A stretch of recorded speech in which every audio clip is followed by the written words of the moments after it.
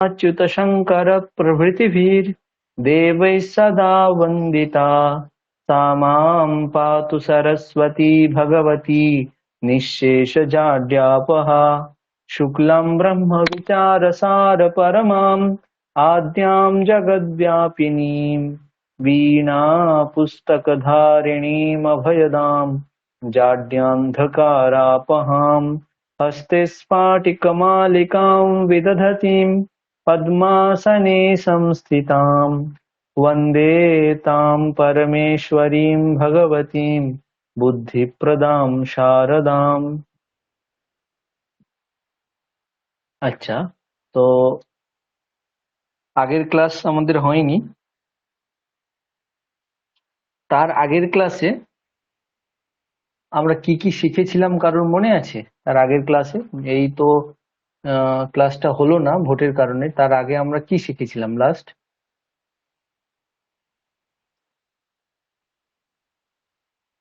অঙ্কটা মহোদয়া, লাস্ট আমরা কি শিখেছিলাম মনে আছে? হ্যাঁ স্যার। বলুন তো কি কোনগুলো আলোচনা করেছিলাম? হ্যাঁ, আমরা প্রথমে বিভিন্ন রকম শ্লোক দেখেছিলাম, তারপরে সংস্কৃত ভাষার দুটো অংশ সেটা জেনেছিলাম, যে শব্দ আর ধাতু। শব্দ ছিল যে শব্দের মূল শব্দের নাম অপর নাম, মানে মূল শব্দকে অপরভাবে প্রাতিপাদিক বলে, যেটা বাক্যে কখনো ব্যবহার করা যায় না। কোনো শব্দকে বাক্যে ব্যবহার করতে গেলে সেটাকে কোনো বিভক্তি হিসেবে ব্যবহার করতে হয়। 7টা বিভক্তি হয় আর 3টে বচন হয় শব্দের। তো মোট 21টা রূপ হয়। এই 21টা রূপকে শুধুমাত্র বাক্যে ব্যবহার করা যায়। আর শেষে একটা সম্বোধন হয়, কিন্তু সম্বোধনের প্রথমা যেহেতু প্রায় সমান, সেজন্য আমরা সেটাকে অত গুরুত্ব দিয়ে পড়ি না। আর বিভক্তি হচ্ছে একটা প্রক্রিয়া যেটা বাক্যে কোনো শব্দের অর্থ বোঝায়। আচ্ছা, আর কিছু? আর কিছু তো, আর ধাতু ছিল হচ্ছে, ধাতু কে বলে, ধাতু হচ্ছে ক্রিয়াপদের মূল। আর বাকি ধাতু নিয়ে তেমন কিছু আলোচনা হয়নি। আচ্ছা, বেশ। আর অন্যান্য ক্লাসে আপনারা কি শিখেছেন? বর্ণমালা আরম্ভ হয়েছে? হ্যাঁ, বর্ণমালা আরম্ভ হয়েছে। আচ্ছা, আর কি শিখেছেন? আর আগের দিন বুধবারের ক্লাসেতে প্রথমা বিভক্তিটা আলোচনা হয়েছে বিভিন্ন শব্দের। আচ্ছা, বেশ। তো ঠিক আছে, তো আমরা তাহলে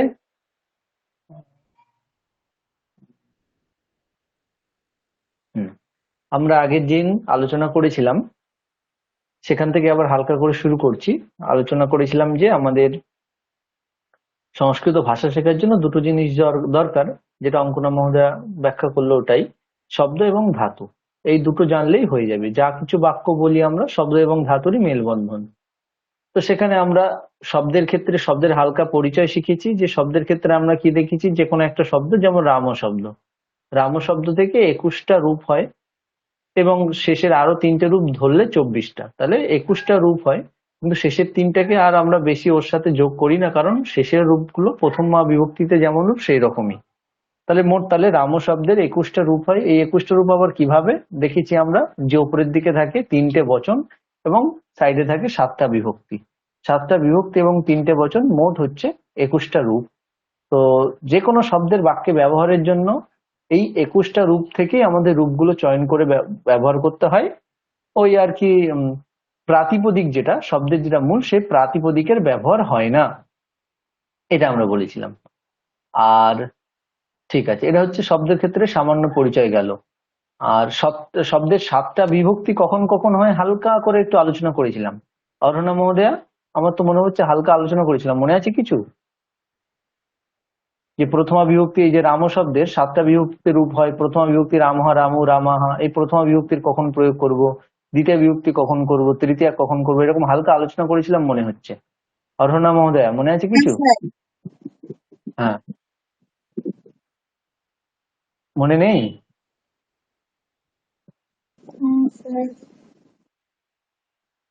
ঠিক আছে, এরপরে কারোর মনে আছে? আরিয়াম্মা, আরিয়াম্মা মহোদয়া।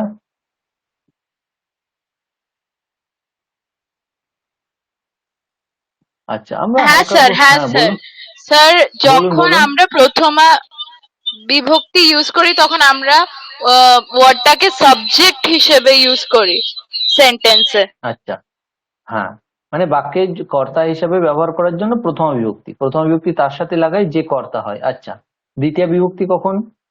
অবজেক্ট হিসেবে যখন ইউজ করি ওয়ার্ডটাকে। হ্যাঁ, কর্তা যেটা করছে সেটা হচ্ছে কর্ম হিসাবে যখন ব্যবহার করছি। ওকে, তৃতীয় বিভক্তি কখন ব্যবহার করি? যখন বাই বা উইথ এই জিনিসটা বোঝাতে চাই শব্দের সঙ্গে এই ওয়ার্ডটাকে প্রয়োগ হ্যাঁ, করে, মানে কিছুর সঙ্গে। হ্যাঁ, দ্বারা দিয়া কর্তৃক, বাংলায় বলা হয় দ্বারা দিয়া, কিছুর দ্বারা, লাঠির দ্বারা আম পাড়ছে, চশমা দিয়ে দেখছে। এই দ্বারা দিয়া কর্তৃক হিসাবে যখন ব্যবহার করি। আচ্ছা, চতুর্থ বিভক্তি কখন ব্যবহার করি? যখন কিছুর জন্য, লাইক ফর সামথিং। হ্যাঁ, জন্য নিমিত্ত, যেমন দরিদ্রের জন্য, জন্য নিমিত্ত উদ্দেশ্য এই অর্থে হয়। যেমন দরিদ্রের জন্য বস্ত্র দান করছে, গরিবের জন্য টাকা দিচ্ছে, এর জন্য নিমিত্ত দিয়ে বোঝাই চতুর্থ বিভক্তি। আচ্ছা, পঞ্চমী? ফ্রম মানে কিছুর থেকে।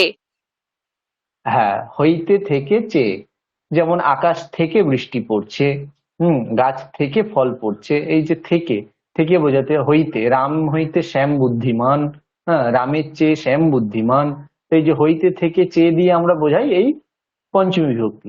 আচ্ছা, ষষ্ঠী? সেন্স অফ পজেশন বোঝানোর জন্য। মানে ষষ্ঠী বিভক্তি আমরা বলেছিলাম সম্বন্ধ। রামের বই, হ্যাঁ, শ্যামের বই, রামের পুত্র, শ্যামের পুত্র, র বা এর দিয়ে বোঝাতে, বাংলায় আমরা র বা এর দিয়ে বোঝাই, সম্বন্ধ বোঝাই, যে এটা কার বই? রামের বই, আমার পুত্র, রামের পুত্র, রামের বই, এইরকম এর বা র বিভক্তি দিয়ে বোঝাই বাংলাতে। সপ্তমী? ইন বা অন বোঝানোর জন্য প্রেপোজিশন। হ্যাঁ, বাংলাতে, বাংলাতে কিভাবে স্যার বোঝাই? আমি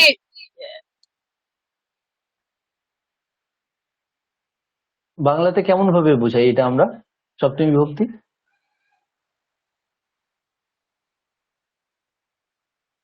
তে বা এতে দিয়ে, তে বা এতে, যেমন নদীতে, হ্যাঁ, নদীতে অনেক মাছ আছে, আকাশেতে অনেক তারা আছে, হ্যাঁ, তে বা এতে দিয়ে বোঝাই।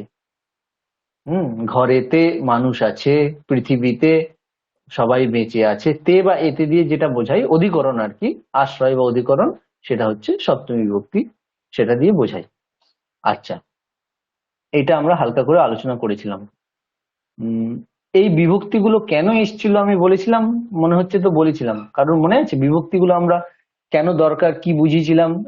বলেছিলাম হালকা করে, আমার মনে পড়ছে যে বাক্যে কার ভূমিকা কতটা সেটা বোঝানোর জন্য এই বিভক্তির ব্যবস্থা। হুম ধরুন আমি রাম শব্দ ব্যবহার করব, বা আমি বই শব্দ ব্যবহার করব, যে কিছুই আমরা যা কিছু ব্যবহার করতে পারি, হ্যাঁ, যে গাড়ি শব্দ ব্যবহার করব, যে শব্দ আমরা ব্যবহার করছি, বাক্যে তার ভূমিকা কতটুকু সেটা বোঝানোর জন্য আমাদের এই বিভক্তির ব্যবস্থা এসেছিল। যেমন আমরা যদি বলি যে গাড়িটি যাচ্ছে, তখন এই বাক্যে গাড়ি হচ্ছে একই শব্দ, গাড়ি শব্দ, কিন্তু গাড়িটি যখন যাচ্ছে বলছি, যাওয়া ক্রিয়াটা গাড়ি সম্পাদন করছে, তখন গাড়িটি হয়ে গেল কর্তা। তো কর্তা বোঝানোর জন্য এই বাক্যেতে গাড়িটা হচ্ছে কর্তা, সেটা বোঝানোর জন্য ওর থেকে আমরা প্রথমা বিভক্তি করে বুঝিয়ে দেবো যে গাড়িটা কিন্তু এখানে কর্তা।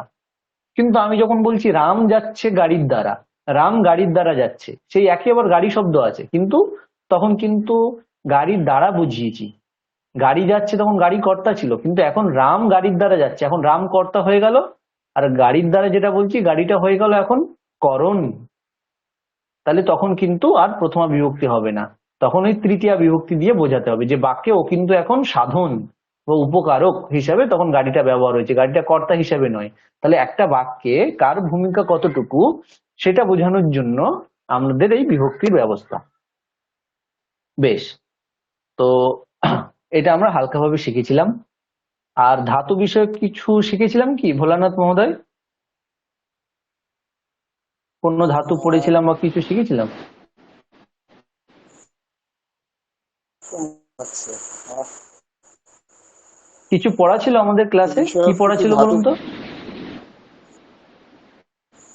স্যার আমরা এই এটাই শিখেছিলাম যে শব্দটা হচ্ছে ধাতু ভার্ব। হ্যাঁ, আর কিছু নয় ধাতু বিষয়ে কিছু?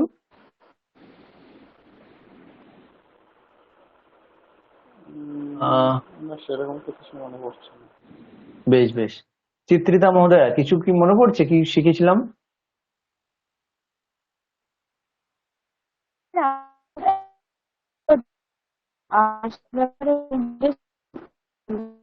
আপনার তো একটু সমস্যা হচ্ছে মনে হচ্ছে, নেটওয়ার্কের কথাগুলো কেটে কেটে আসছে।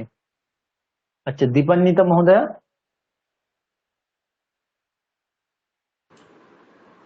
স্যার এইগুলোই মনে পড়ছে। বেশ বেশ, তাহলে অনেকটা দিন হয়ে গেছে বলে কারোর স্মৃতি অতটা নেই মনে হচ্ছে স্মৃতিতে। ঠিক আছে, আমি গোটাটাই এখন একবার করে বলছি, বলার পরে ঠিক হ্যাঁ। যেমনটি আমি বললাম তেমনটি কিন্তু আপনাদের কাছে শুনবো। ঠিক আছে, সবাই মনোযোগ দিয়ে শুনুন, গোটাটাই আমি হালকা করে বলছি। শব্দ বিষয়ে আমরা কি আলোচনা করেছিলাম? শব্দের 3টে বচন, 7টা বিভক্তি, মোট 21টা রূপ হয়। 21টা রূপ থেকে ব্যবহার করতে হবে, মূল যে শব্দ প্রাতিপদিক তাকে বাক্যে ব্যবহার করা যাবে না। আর আমরা বলেছিলাম সম্বোধনটা আমরা এক্সট্রা গণনা করি না, কারণ সম্বোধনটা প্রথমা বিভক্তির মতো। এটা হলো। এবার বাক্যের আরো একটা জিনিস, যে কোনো শব্দের আমরা বাক্য গঠনের জন্য দুটো জিনিস দেখেছি, শব্দ এবং ধাতু। তার মধ্যে শব্দকে নিয়ে আজকে আলোচনা করছি ডিটেলসে। অর্ধেক সামান্য আলোচনা আগের ক্লাসে আমাদের হয়েছে, যে কয়েকটা শব্দ 3টে বিভক্তি থাকে, 7টা বিভক্তি থাকে, 3টে বচন থাকে, মোট 21টা রূপ হয়। এগুলো আমরা হালকা করে করেছি, আজকে একটু ডিটেলস। তো এরপরে আমাদের আছে রুদ্রনাথ মহোদয়, আমার বলা শেষ হয়ে গেলে শব্দ বিষয়ে আলোচনাটা আপনি আবার রিপিট করবেন। তাহলে শব্দ বিষয়ে আলোচনা সামান্য আগের দিন আমরা করলাম, তারপরে আবার বলছি যে শব্দকে আমাদের যেমন একটা পরিচয় আছে। কাউকে যদি আমরা জিজ্ঞেস করি তোমার পরিচয় কি, তাহলে তার নাম, ঠিকানা, ইত্যাদি ইত্যাদি তার পরিচয় আছে। তো যে কোনো শব্দের একটা পরিচয় থাকে। তো পরিচয়টা কিভাবে শেখাতে হয়? কোনো শব্দের একটা পরিচয় দিতে গেলে সেখানে 3টে জিনিস কাজে লাগে। কোনো শব্দের পরিচয় দিতে গেলে 3টে জিনিস কাজে লাগে।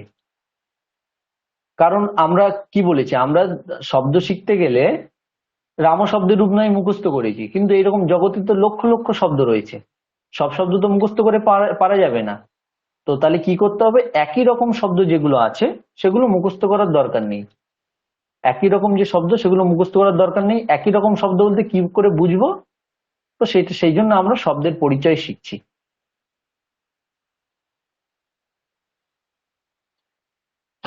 শব্দের পরিচয় আমি এখন আশা করি সংস্কৃতে লিখলে বুঝতে পারবেন কি? তাহলে সংস্কৃতে লিখবো, নাহলে বাংলায় লিখবো। হ্যাঁ স্যার, পারবো। আচ্ছা, শব্দানাম পরিচয়ঃ। শব্দের পরিচয়। শব্দের পরিচয় দিতে গেলে আমাকে যেটা করতে হবে সেটা হচ্ছে শব্দটা কি কারান্ত। শব্দটা আমাকে প্রথমে জানতে হবে যে শব্দটা কি কারান্ত, এটা আমার প্রথমে জানতে হবে। তাহলে আমি যদি রাম শব্দটাকে ধরি, যেমন এক্সাম্পল হিসেবে আমি এখানে দিচ্ছি রাম শব্দ। তো রাম শব্দের পরিচয় জানতে গেলে আগে আমাদেরকে জানতে হবে রাম শব্দটা কি কারান্ত। তাহলে ভালো করে দেখুন, রাম শব্দটাকে যদি আমরা ভাঙি তাহলে কি আসবে? রয় হসন্তা, তারপরে আসবে আ, তারপরে ময় হসন্তা, তারপরে অ। এই তো রাম ভাঙলে এটা আসে। তো এখানে কি পেলাম? শেষের বর্ণ পেলাম অ, সেই জন্য এটা অবর্ণান্ত বা অকারান্ত এরকম বলতে পারি। শেষে যেহেতু এর অ আছে সেই জন্য এটা অকারান্ত। তাহলে শব্দের পরিচয়ের মধ্যে আমাকে প্রথমে জানতে হবে যে এই শব্দটা কি বর্ণান্ত। তাহলে আমরা জানলাম অকারান্ত। আচ্ছা, 2 নম্বর আমাদের জানতে হবে লিঙ্গ। লিঙ্গ পরিচয় হয়, লিঙ্গ পরিচয় জানতে হবে। আমরা দেখি স্যাম্পল হিসেবে রাম শব্দ কোন লিঙ্গ? পুংলিঙ্গ। রাম শব্দ হচ্ছে পুংলিঙ্গ। তাহলে প্রথমে শব্দের ক্ষেত্রে আমরা প্রথমে জানলাম কি, যে শব্দটা কি কারান্ত। না, এখানে আমরা দেখলাম রাম শব্দ শেষে অকার আছে মানে অকারান্ত। 2 নম্বর শব্দের বিষয়ে জানতে হবে লিঙ্গর পরিচয়, এটা কোন লিঙ্গের শব্দ। তো আমরা দেখলাম রাম শব্দ হচ্ছে পুংলিঙ্গ।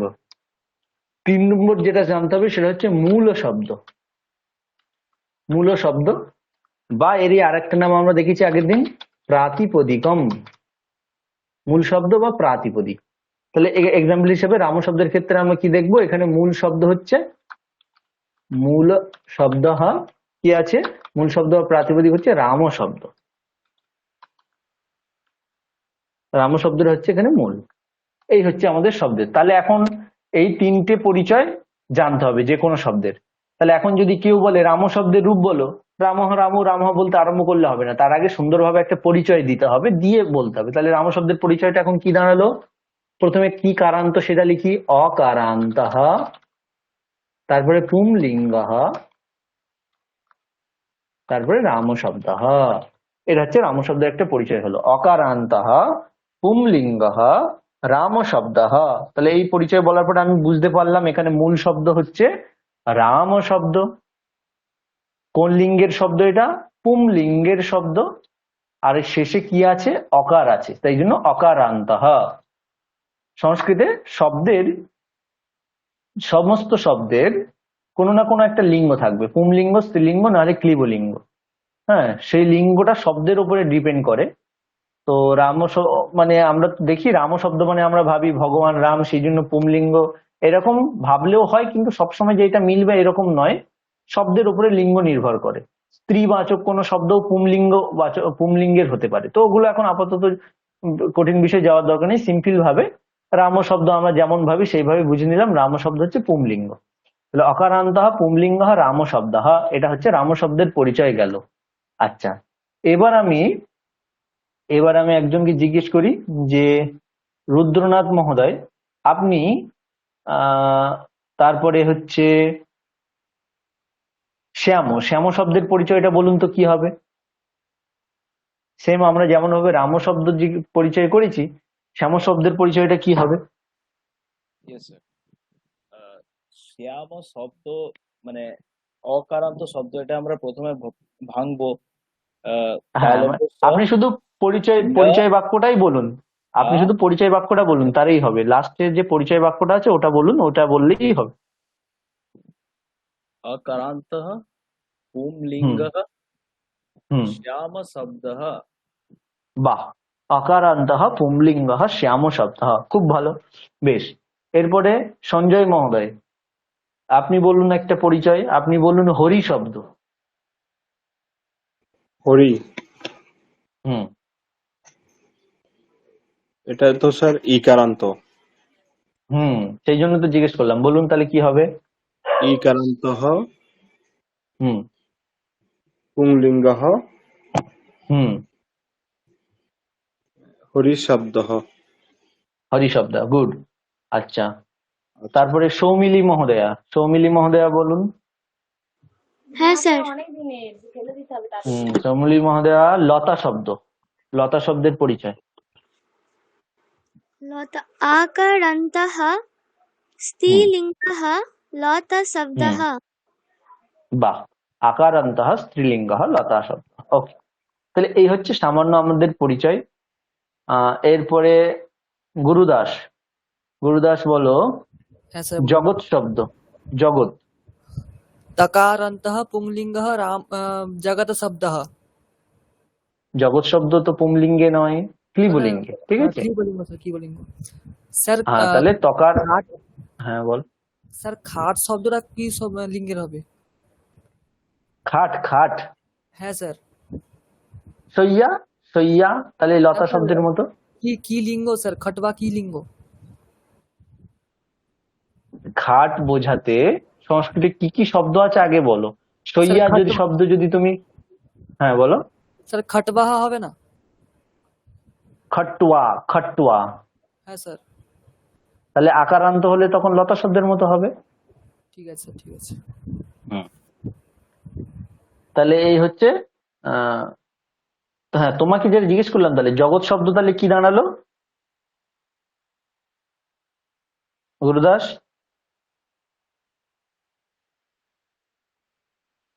শুনতে পাচ্ছ? হ্যাঁ স্যার, শুনতে পাচ্ছি। হ্যাঁ, তাহলে কি দাঁড়ালো জগৎ শব্দের পরিচয়টা? तकारान्तः क्लीबलिङ्गः जगत् शब्दः। হ্যাঁ, তকারান্তঃ ক্লীবলিঙ্গঃ জগৎ শব্দঃ, কারণ জগৎ শব্দ ভাঙলে শেষে তকার পাওয়া যায়। তাহলে এইভাবে আমরা যে কোনো শব্দের একটা পরিচয় দেখতে পেয়েছি। তো এখন এই পরিচয়কে শিখে আমাদের কি হলো? এরপরে জগতে যে হাজার হাজার শব্দ আছে, সব শব্দ আমরা মুখস্থ করতে যাব না। আমাদের এই পরিচয়ের মধ্যে প্রথম যে দুটো আছে, এই দুটো যদি মিলে যায় তাহলে সেই শব্দটা আর মুখস্থ করার দরকার নেই। হ্যাঁ, যার যার এই দুটো মিলে যাবে সেই দুটো হচ্ছে শব্দ একই রকম চলবে। এই দুটো বলতে সেই শব্দের শেষে কি বর্ণ রয়েছে এবং সেটা কোন লিঙ্গ, এই দুটো যদি সেম সেম হয় তাহলে আর আমাদের নতুন করে সেটা মুখস্থ করার দরকার নেই। যেমন আমরা রাম শব্দ করেছি, এখন একইভাবে আমি যদি ধরি শ্যাম শব্দ, শ্যাম শ্যাম শব্দ যদি ধরি, তাহলে এটা কি আর মুখস্থ করার দরকার আছে? কি বলবে এটা? এটা হচ্ছে অঙ্কনা মহোদয়া বলুন। এই যে আকারান্ত পুংলিঙ্গ রাম শব্দ শিখেছি, শ্যাম শব্দের কি রাম শব্দের যেমন রামহ রামু রামাহ রূপ আমরা করেছি, শ্যাম শব্দের কি আর আমাদের মুখস্থ করার দরকার আছে? না স্যার, একই থাকবে। কেন? কারণ ও শ্যাম শব্দ অকারান্ত পুংলিঙ্গ। হ্যাঁ, তাহলে রাম শব্দের মতো শ্যাম শব্দ অকারান্ত এবং পুংলিঙ্গ। তাহলে সেম আমরা দেখেছি, যদি সেম বর্ণান্ত হয় আর সেম লিঙ্গের হয় তাহলে সেই শব্দ আলাদাভাবে মুখস্থ করার দরকার নেই। যেমন রামহ রামু রামাহা হয়, সেই রকম শ্যামাহ শ্যামু শ্যামাহা হয়ে যাবে। বেশ, গুড। আচ্ছা, অর্হনা মহোদয়া বলুন তো, শ্যাম শব্দ না করে যদি আমি হরি শব্দ ধরি, তাহলে কি হরি শব্দ আলাদাভাবে মুখস্থ করতে হবে, না রাম শব্দ মুখস্থ করলেই হরি শব্দ হয়ে যাবে? অর্হনা মহোদয়া।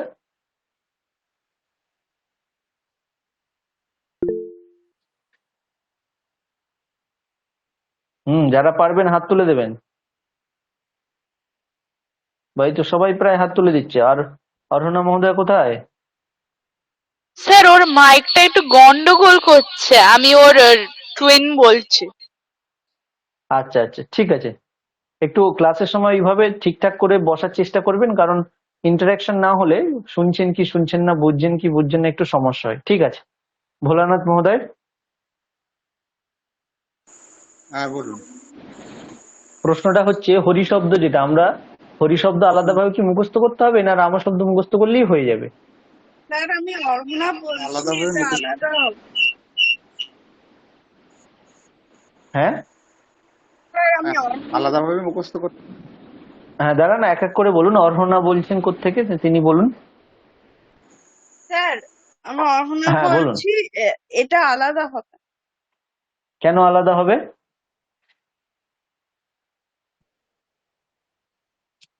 হরি শব্দ রূপ, রাম শব্দ, হ্যাঁ আলাদা কেন হবে?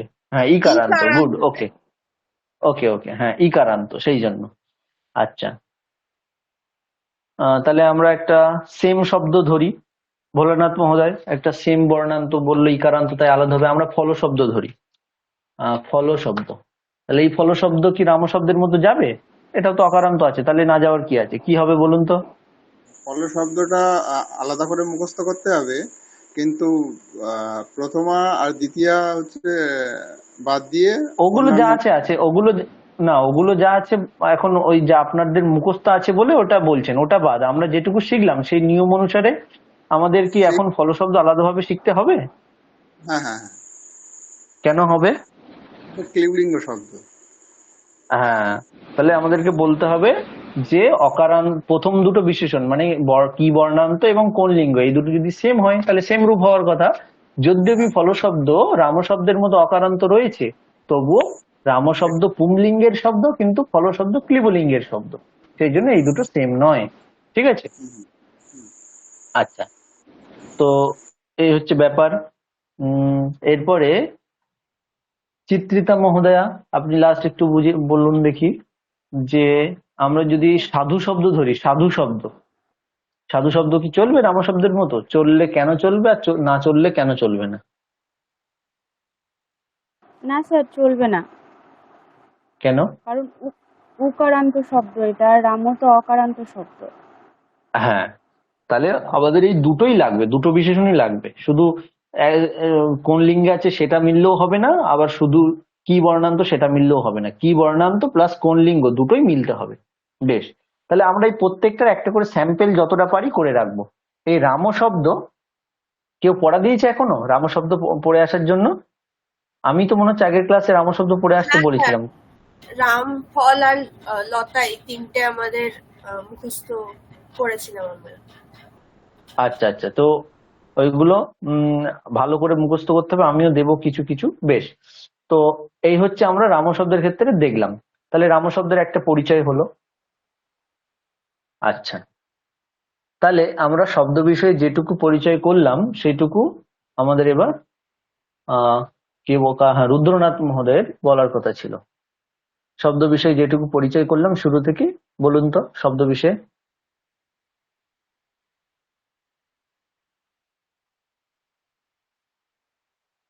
রুদ্রনাথ মহোদয়, ইয়েস স্যার। হ্যাঁ বলুন। তো স্যার, মানে প্রথম থেকে বলবো একদম, না এই যে আপনি যেটা লিখেছেন শুধু সেইটুকু? প্রথম থেকে, প্রথম 1 মিনিটের মধ্যে পুরোটাই, আচ্ছা, হ্যাঁ, রিক্যাপিচুলেশন হয়ে যাবে। মানে সংস্কৃতে দুটো জিনিস রয়েছে, এটা শব্দ আর একটা ধাতু। ধাতু থেকে ক্রিয়া হয়, আর শব্দ হচ্ছে শব্দের, যে কোনো শব্দের ডাইরেক্টলি বাক্যে প্রয়োগ করা যায় না। ওটার 21টা রূপ হয়, 7টা বিভক্তি ইন্টু 3টে বচন যেটা হয়, সেটাকেই আমরা বাক্যে ওই রূপগুলির মধ্যে যে কোনো একটাকে প্রয়োগ করতে পারি। আর এই মূল শব্দটিকে প্রাতিপদিক শব্দ বলা হয়। আর বিভক্তি শুধু শব্দ না, বিভক্তি বলবো তো বাক্যে শব্দের মানে যে আর কি ইম্পর্টেন্স, মানে ভূমিকা, সেটাকে আর হ্যাঁ, কি মানে বিভক্তি ঠিক করে দেয়। হ্যাঁ, আর আহ, আর তো এবার আজকে যেটা হচ্ছে, এটা হচ্ছে ওই শব্দের মানে শেষে কি অক্ষর, মানে কি সেটা বুঝতে পারবো, অকারান্ত শব্দ না ইকারান্ত শব্দ, সেটা আমাদের বুঝতে হবে। ওই আর শব্দ থেকে এটাও আমরা বুঝতে পারি যে লিঙ্গ কি রয়েছে শব্দটির, আর প্রাতিপদিক কি রয়েছে। আচ্ছা, তাহলে আমরা শব্দের পরিচয়ের ক্ষেত্রে কি কি শিখলাম? ওই আগের দিনে যেটা হয়েছিল যে মূল শব্দ প্রাতিপদিক বলে তার থেকে 21টা রূপ হয়, বাকি 3টে প্রথম।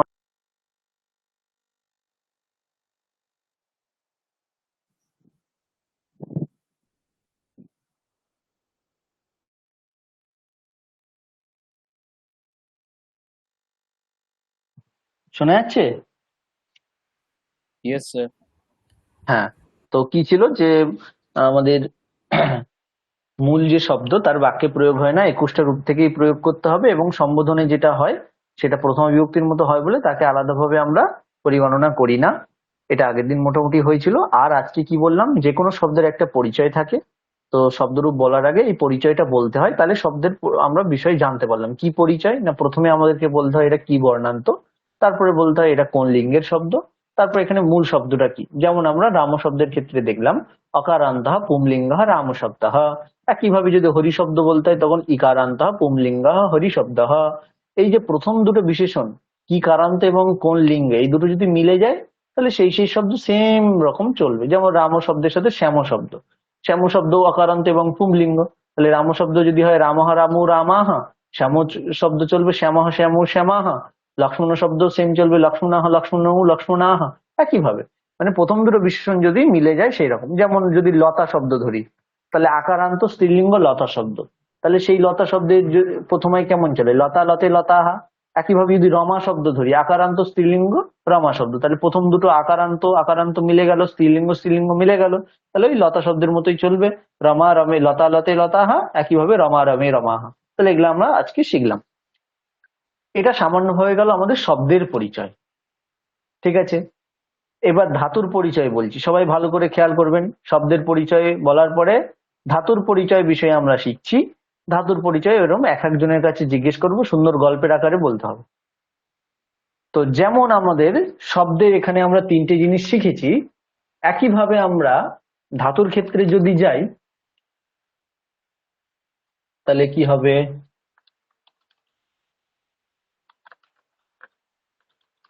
ধাতু নাম পরিচয়, ধাতুর পরিচয়।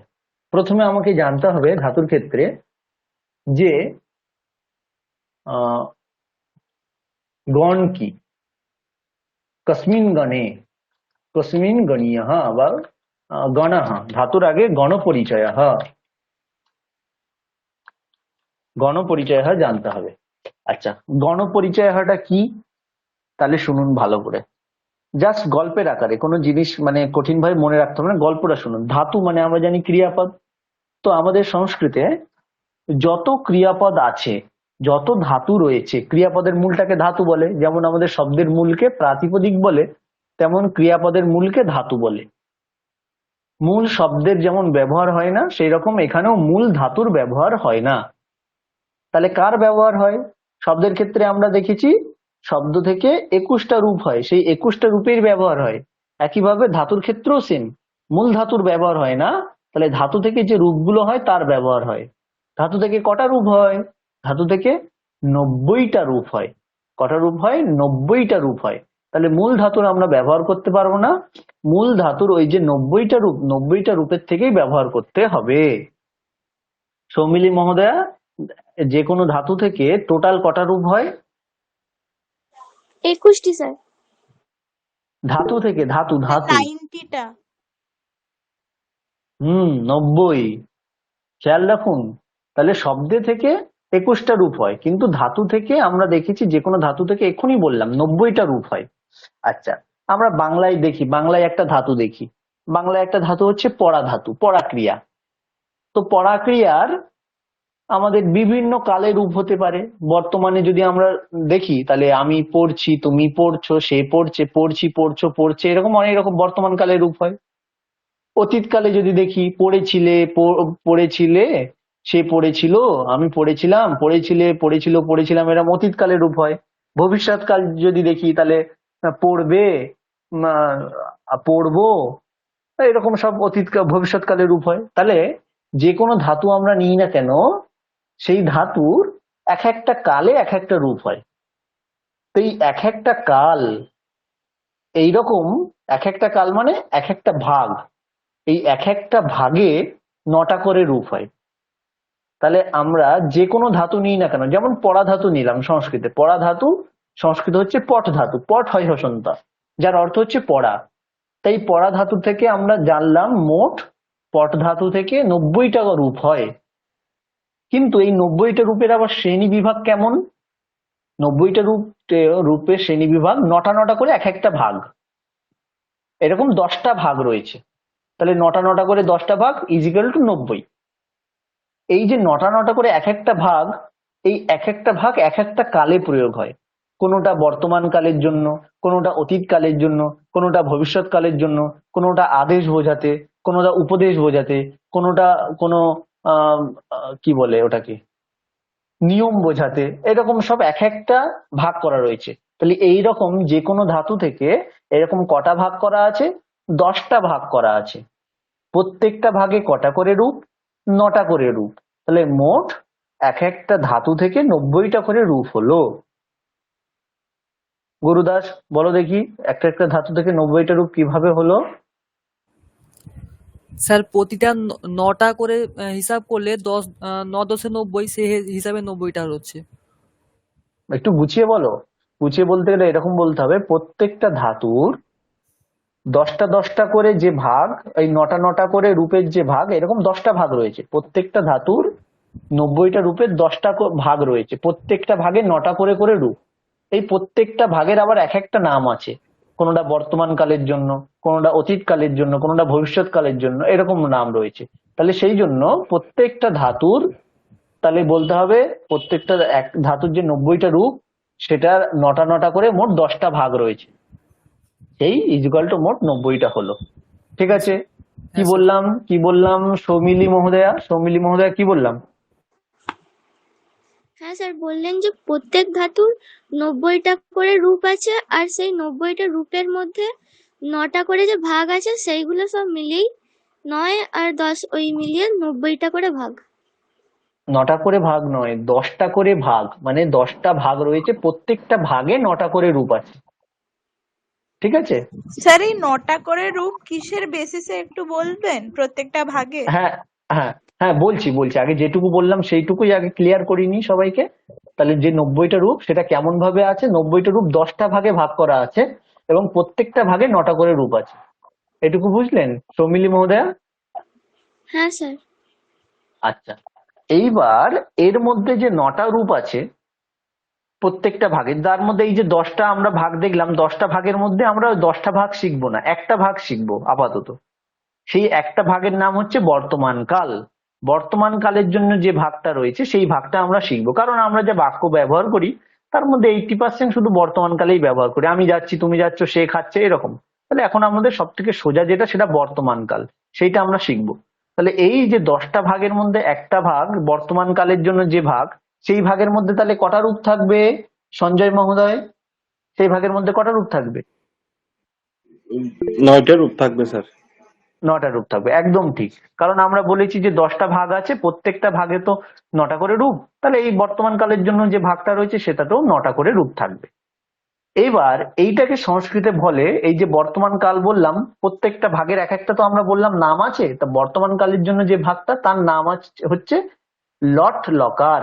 লট লকার, ঠিক আছে। যে একটা ধাতু থেকে আমরা বললাম 90টা রূপ হয়, সেই 90টা আবার 10টা 10টা করে ভাগ আছে, প্রত্যেকটা ভাগের একটা নাম রয়েছে।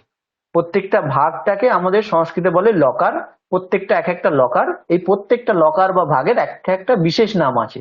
তাহলে যে বর্তমান কালের জন্য যে ভাগটা, বর্তমান কালের জন্য যে লকারটা, তার আমরা কি নাম বললাম? তার নাম হচ্ছে লট লকার।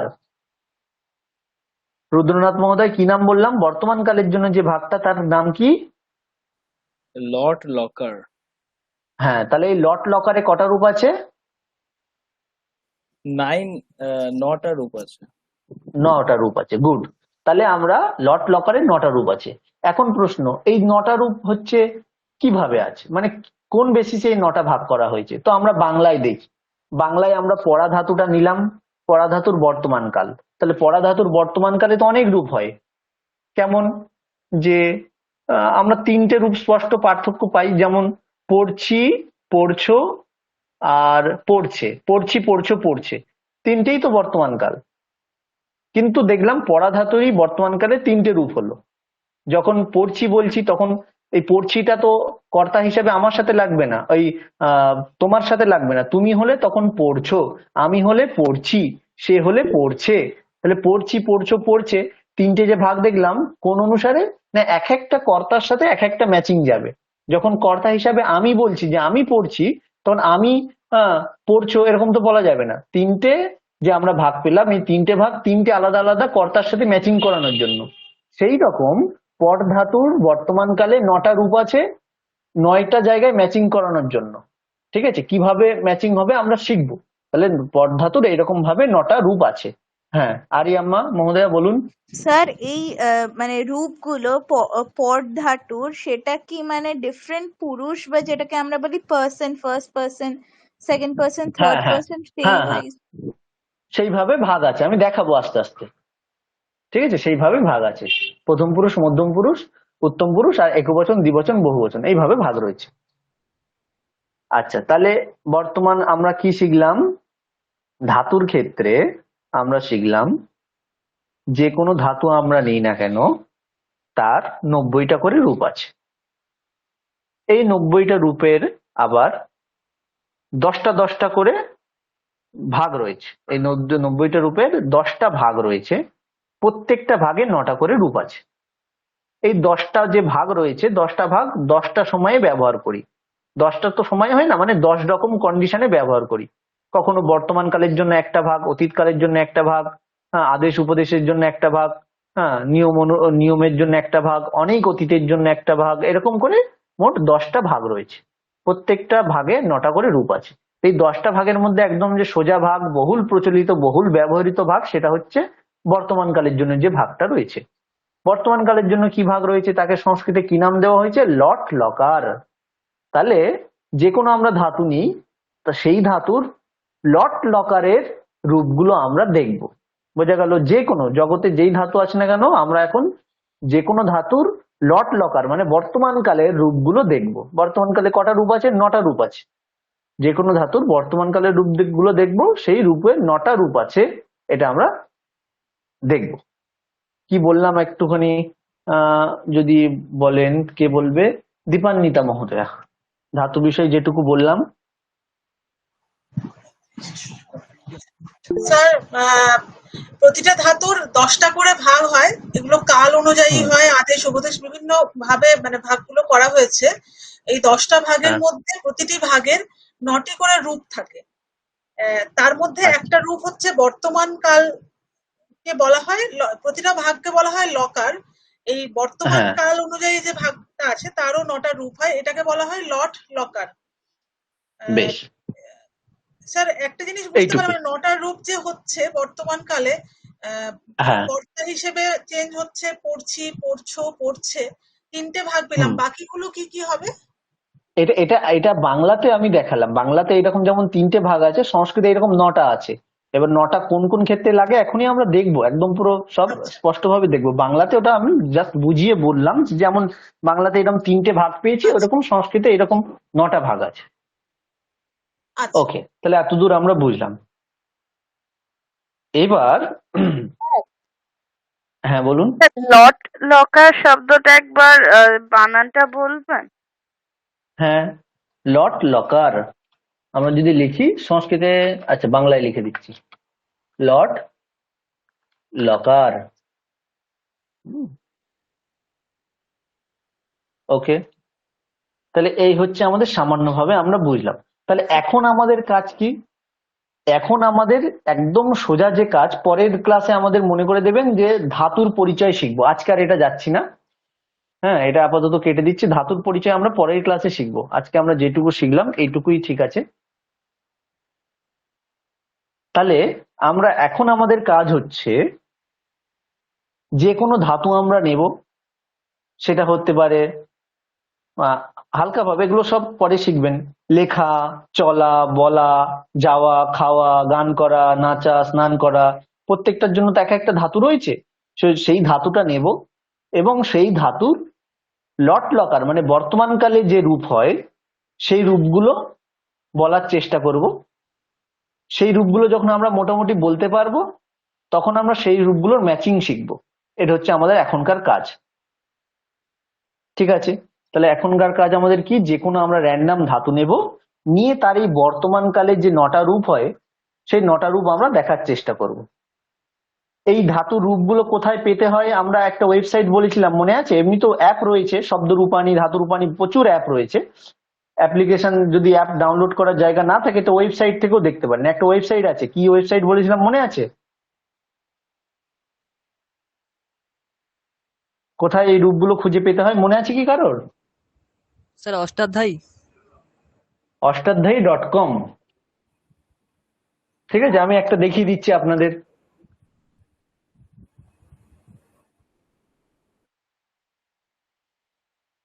ফোনে একটা অ্যাপ ডাউনলোড করে নেবেন, নিলেই সুবিধা। শব্দরূপের জন্য একটা, ধাতুরূপের জন্য একটা অ্যাপ। আর যদি না হয় তাহলে ওয়েবসাইট থেকেও দেখতে পারেন।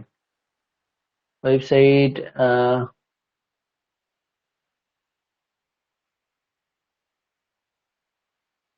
হুম, তাহলে আমরা এখানে লিখলাম অষ্টাধ্যায়ী.com। স্যার আপনার স্ক্রিনটা শেয়ার করলে একটু ভালো হয়। স্ক্রিন তো শেয়ার করাই আছে, দেখতে পাচ্ছ না? দেখা স্যার যাচ্ছে না কি? আচ্ছা স্যার। ইয়েস স্যার, হ্যাঁ, অন্যদের তো দেখা যাচ্ছে। তাহলে তোমার মনে হচ্ছে একটু সমস্যা হচ্ছে, তুমি লেফট করে আবার জয়েন হতে পারো। ঠিক আছে ঠিক আছে। তাহলে আমরা এখানে দেখলাম অষ্টাধ্যায়ী.com, লিখে সার্চ করলেই ওয়েবসাইট চলে আসবে একদম অষ্টাধ্যায়ী.com এ। পরপর সূত্রপাঠ, ধাতু পাঠ, শব্দ পাঠ এরকম রয়েছে, অনেকগুলো আছে। আমাদের কি দরকার এখন? শব্দ যদি চাই শব্দ পাঠে যেতে হবে, রাম শ্যাম যদু মধু যে কোনো শব্দের রূপ জানতে চাইলে শব্দ পাঠে যেতে হবে, আর ধাতু পাঠে জানতে চাইলে ধাতু পাঠের মধ্যে ঢুকে গেলাম। তো র্যান্ডাম একটা ধাতুর নাম বলুন। র্যান্ডাম আমরা পট ধাতু দেখেছি, সেই পট ধাতুটাই এখানে সার্চ করি। প ঠয় হসন্ত, পট। তাহলে পট ধাতু আমরা পেয়ে গেছি। দেখুন, আমরা যে বলেছিলাম পট ধাতুর মোট 90টা রূপ হয়, সেই 90টা রূপ আবার 10টা ভাগে ভাগ, প্রত্যেক ভাগে 9টা করে। দেখি আমরা এখানে যেটা বলেছি সেটা মিলছে কিনা। দেখুন, ভাগগুলো গুনুন। প্রথম ভাগ পেয়েছি, সেখানে 9টা রূপ আছে। 2 নম্বর ভাগ পেলাম, সেখানেও 9টা। 3 নম্বর ভাগ পেলাম, সেখানেও 9টা। 4 নম্বর ভাগ 9টা, 5 নম্বর ভাগ 9টা, 6 নম্বর ভাগ 9টা, 7 9টা, 8 9টা, 9 9টা, 10 9টা। তাহলে এরকম করে শুধুমাত্র পট ধাতু থেকে দেখলাম 90টা রূপ রয়েছে, সেটা আবার এই 9টা 9টা করে ভাগ করা। এর মধ্যে আমরা দেখেছি কোনটা আমরা এখন শিখবো। এই যে একদম শুরু যেটা রয়েছে, দেখুন লেখা রয়েছে লট লকার, এর নাম হচ্ছে লট লকার। এটা আমরা শিখবো। যে কোনো ধাতুর আমরা এই শুরুর যে লকার, বর্তমান কালের জন্য এই যে ভাগ, 9টা ভাগ, এইটা আমরা শিখবো। তাহলে পট ধাতুর জন্য বর্তমানকালে যেটা 9টা ভাগ, সেটা দেখুন কি আছে। মূল যে ধাতু তার সাথে তি যোগ হচ্ছে প্রথমটায়, তারপরে তহা যোগ হচ্ছে, তারপরে অন্তি যোগ হচ্ছে, তি তহা অন্তি। তারপরে মূল ধাতুর সাথে সি, থহা, থ, তারপরে মি, বহ, মহা। একদম সোজা। মূল ধাতুর সাথে তাহলে কি যোগ হলো? তি তহা অন্তি, সি থহা থ, মি বহ মহা। তাহলে পট ধাতুটা আমি বলছি, তারপরে অন্যদেরকে জিজ্ঞেস করবো, অন্যদেরকে বলতে হবে। পট ধাতুটা পঠতি, পঠতঃ, পঠন্তি, পঠসি, পঠথঃ, পঠথ, পঠামি, পঠাবহ, পঠামহ। এটা পট ধাতু বললাম। একইভাবে পট ধাতুকে দেখে অঙ্কনা মহোদয়া পট ধাতুকে দেখে লেখার জন্য একটা ধাতু রয়েছে লিক ধাতু, লয়হস্যি খ। লিক ধাতুর এই বর্তমানকালের 9টা রূপ বলুন তো। এটা যেমন আছে সেম দেখে দেখে লিক ধাতু বলুন। স্যার লেখতি হবে না লিখতি হবে? মূল ধাতু হচ্ছে লিক, লয়হস্যি খ। লিখ, আচ্ছা। হ্যাঁ লিখতি, লিখতঃ, লিখন্তি, লিখসি, হ্যাঁ লিখথঃ, লিখথ, লিখামি, হ্যাঁ, লিখাবহ, লিখামহ। বাহ, খুব ভালো। আচ্ছা, এরপরে আরিয়াম্মা মহোদয়া আপনি Yes, sir. বলুন। চল, চল মানে চলাফেরা করা। চলাফেরা করার জন্য সংস্কৃতে চল ধাতু। তাহলে বর্তমানকালে চল ধাতুর বর্তমানকালের লট লকার, লট লকারের 9টা রূপ বলুন তো চল ধাতুর। चलति, चलतः, चलन्ति, হুম হুম चलसि, चलथः, হুম थः, चलथ, হুম चलमि, चलवः, চলামি, আকার আছে, আকার আছে, चलामि, চলামি। হ্যাঁ चलावः, चलाम, হ্যাঁ, বাহ, चलामः। তাহলে চলামহা। বেশ, একদম সোজা। তি তাহা অন্তি, সি থাহা থা, মি বাহা মহা, এরকম লাগাতে হবে। বেশ, একদম সোজা। এরপরে ভোলানাথ মহোদয়। হ্যাঁ হ্যাঁ, আচ্ছা, বলা। বলার জন্য সংস্কৃত ধাতু আছে বদ ধাতু, বদয় হসন্তা। বদয় হসন্তা, বদ মানে বলা। বলুন তো তার লট লকারের 9টা রূপ। वदति, वदतः, হ্যাঁ वदन्ति, হ্যাঁ वदसि, হ্যাঁ वदथः, वदथ, হ্যাঁ, वदामि, वदावः, वदामः। বাহ, একদম ঠিক। আচ্ছা, চিত্রিতা মহোদয়া। হ্যাঁ চিত্রিতা স্যার। মহোদয়া আপনি বলবেন কিছু কিছু ধাতু আমরা যেমন দেখলাম না, পট ধাতু শুধু তি লাগিয়ে দিলেই হয়ে যাচ্ছে, পঠতি। কিন্তু কিন্তু কিছু ধাতু একটু এক্সেপশনাল আছে, তাদের কিন্তু রূপগুলো ধাতুর অনুসারে হয় না, ধাতুর জায়গায় অন্য কিছু একটা ভেবে নিতে হয়। কিছু কিছু একটু এক্সেপশনাল আছে, সেটা আপনার কাছে ধরছি। আপনি যাওয়া, যাওয়ার জন্য আছে গম ধাতু, গম অহসন্তা। সেই গম ধাতুর রূপ কেমন হয় জানেন? গম ধাতু সামান্যভাবে গমতি হওয়ার কথা ছিল। পট ধাতু পঠতি, গম ধাতু গমতি হওয়ার কথা ছিল, কিন্তু গমতি হয় না, গচ্ছতি। তাহলে হয় না, গমের জায়গায় গচ্ছতি গচ্ছ। হয়। হ্যাঁ স্যার। হ্যাঁ, গমের জায়গায় গচ্ছ, এটা ভেবে নিতে হবে। এরকম কিছু কিছু একটু এক্সেপশনাল ধাতু আছে, একটু সামান্য আলাদা রকম, বাকি ঠিক আছে। তাহলে গমের জায়গায় গচ্ছ ভেবে নিলেই হবে। বেশ, এবার বলুন ফুল সম্পূর্ণ 9টা রূপ বলুন। गच्छति, गच्छत, गच्छतः, गच्छति, गच्छतः, गच्छन्ति, गच्छसि, হুম गच्छतः, गच्छथः, गच्छामि, হুম, गच्छवः, गच्छमः। বাহ। আচ্ছা, দীপান্বিতা মহোদয়া। ভজনা করা, ঈশ্বরকে ভজনা করা, তার জন্য আছে ভজ ধাতু। ভ বর্গের যে হসন্ত, ভজ। কি হবে? ভজতি, ভজতः, ভজন্তি, হুম হুম ভজসি, ভজথः, ভজথ, হুম ভজামি, ভজাবহ, ভজামহ। হুম, ভজামহ। আচ্ছা, বেশ। রুদ্রনাথ মহোদয়, যাদের বাকি থাকছে তাদের শেষে কিন্তু না দেখে জিজ্ঞেস করব। রুদ্রনাথ মহোদয় আপনি বলুন, আহ কি বলবেন একটা? উম পট, পট তো এখানে আছে, তাহলে পট, লিক, চল, গম। আচ্ছা, আপনাকে একটা কঠিন ধাতু দেওয়া হচ্ছে, যেমন গম ধাতু গচ্ছতি হয়, সেই রকম দেখার জন্য আছে দৃশ ধাতু। দয়রি তালবস্যে হসন্ত, দৃশ ধাতু। হ্যাঁ, কিন্তু তার জন্য দৃশতি রূপ হয় না, দৃশের জায়গায় পশ্য এরকম ভেবে নিতে হয়। তাহলে দৃশ ধাতু দেখার জন্য আছে দৃশ ধাতু, কিন্তু তার রূপ হয় পশ্যতি। প্রথমটা বলে দিলাম, পশ্যতি মানে দেখছে। এবার আপনি বলুন। पश्यति पश्यतः पश्यन्ति पश्यसि पश्यथः पश्यथ पश्यामि पश्यावः पश्यामः। বাহ, ঠিক আছে। সঞ্জয় মহোদয়, জমিকে যে কর্ষণ করা হয় তার জন্য কৃষ ধাতু, কয়েরই মূর্ধন্যস্বয় হসন্ত, কৃষ, তার রূপটা এরকম হয়, শুরুটা কর্ষতি, কর্ষতি হয়। বাকিটা বলুন। कर्षति कर्षतः कर्षन्ति হুম कर्षमि হুম कर- कर्षामि। কর্ষামি কেন? মিডিলের আচ্ছা লাইনটা তো ছেড়ে দিয়েছেন। আচ্ছা স্যার, এটা कर्षसि হবে। হ্যাঁ, कर्षसि कर्ष कर्षतः থহ, कर्षत, হ্যাঁ कर्षतः कर्षत। ত এবং থয়ের আপনার উচ্চারণ পার্থক্য বোঝা যাচ্ছে না। পঠতি, পঠতহ, পঠন্তি, পঠসি, পঠথহ। একটা হচ্ছে তহ আর একটা থহ। থয়টা একটু মহাপ্রাণ, মানে একটু জোর দিয়ে বলতে হবে থ, একটা ত আর একটা থ। তাহলে পঠসি, कर्षतः পঠথহ, পঠথ, এরকম कर्ष ভাবে বলুন। হ্যাঁ, আবার বলুন শুরু থেকে। कर्षति कर्षतः कर्षन्ति হুম कर्षसि कर्षथः, হুম বলছে স্যার कर्षथ, হ্যাঁ कर्षामि হুম कर्षावः হুম कर्षामः। করসাম, বাহ। আচ্ছা, তারপরে সৌমিলি মহোদয়া, এই যে হ্যাঁ একে অপরের সাথে গল্প করা, গল্প করা, শুধু শুধু শুধু সময় নষ্ট করা, গল্প করা, গসিপ, তার জন্য সংস্কৃতে আছে জল্প ধাতু। জল্প, জল্প মানে জল্পনা করা, এই বসে বসে গল্প করা, ভাঁড় মারা, এরকম টাইপের আর কি। তাহলে জল্প ধাতু, তাহলে জল্প ধাতুর রূপটা কেমন হবে বলুন। স্যার কি জল্প? হ্যাঁ, বর্গের জ লয় পয়ে, জল্প। আচ্ছা, জল্পতি, হ্যাঁ জল্পতা, হ্যাঁ জল্পন্তি, জল্পসি, হ্যাঁ জল্পথः, জল্পথ, জল্পামি, জল্পাবः, জল্পামः।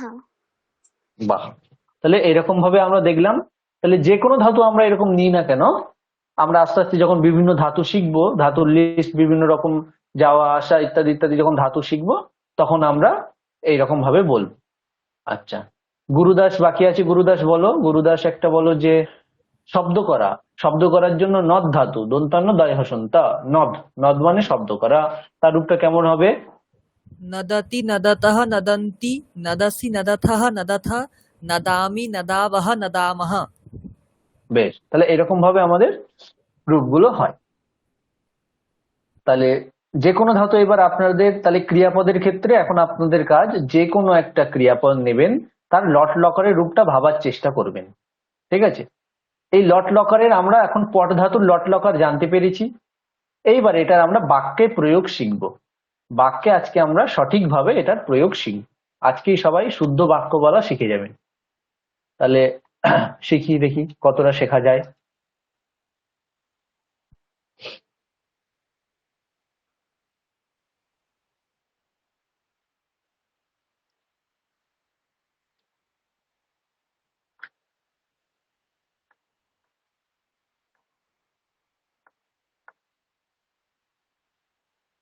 বেশ,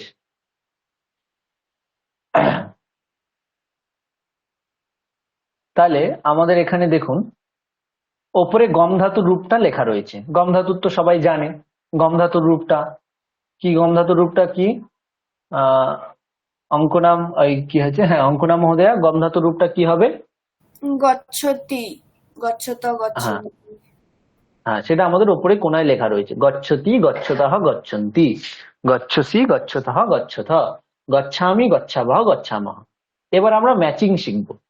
বাংলাতে যেমন আমরা তো জানি স্বভাব সিদ্ধ, আমরা জন্ম থেকেই আস্তে আস্তে যেমন শিখেছি, পরে আর ভাবিনি, কিন্তু বাংলাতে আমরা তো কেউ বলি না যে আমি যাচ্ছ।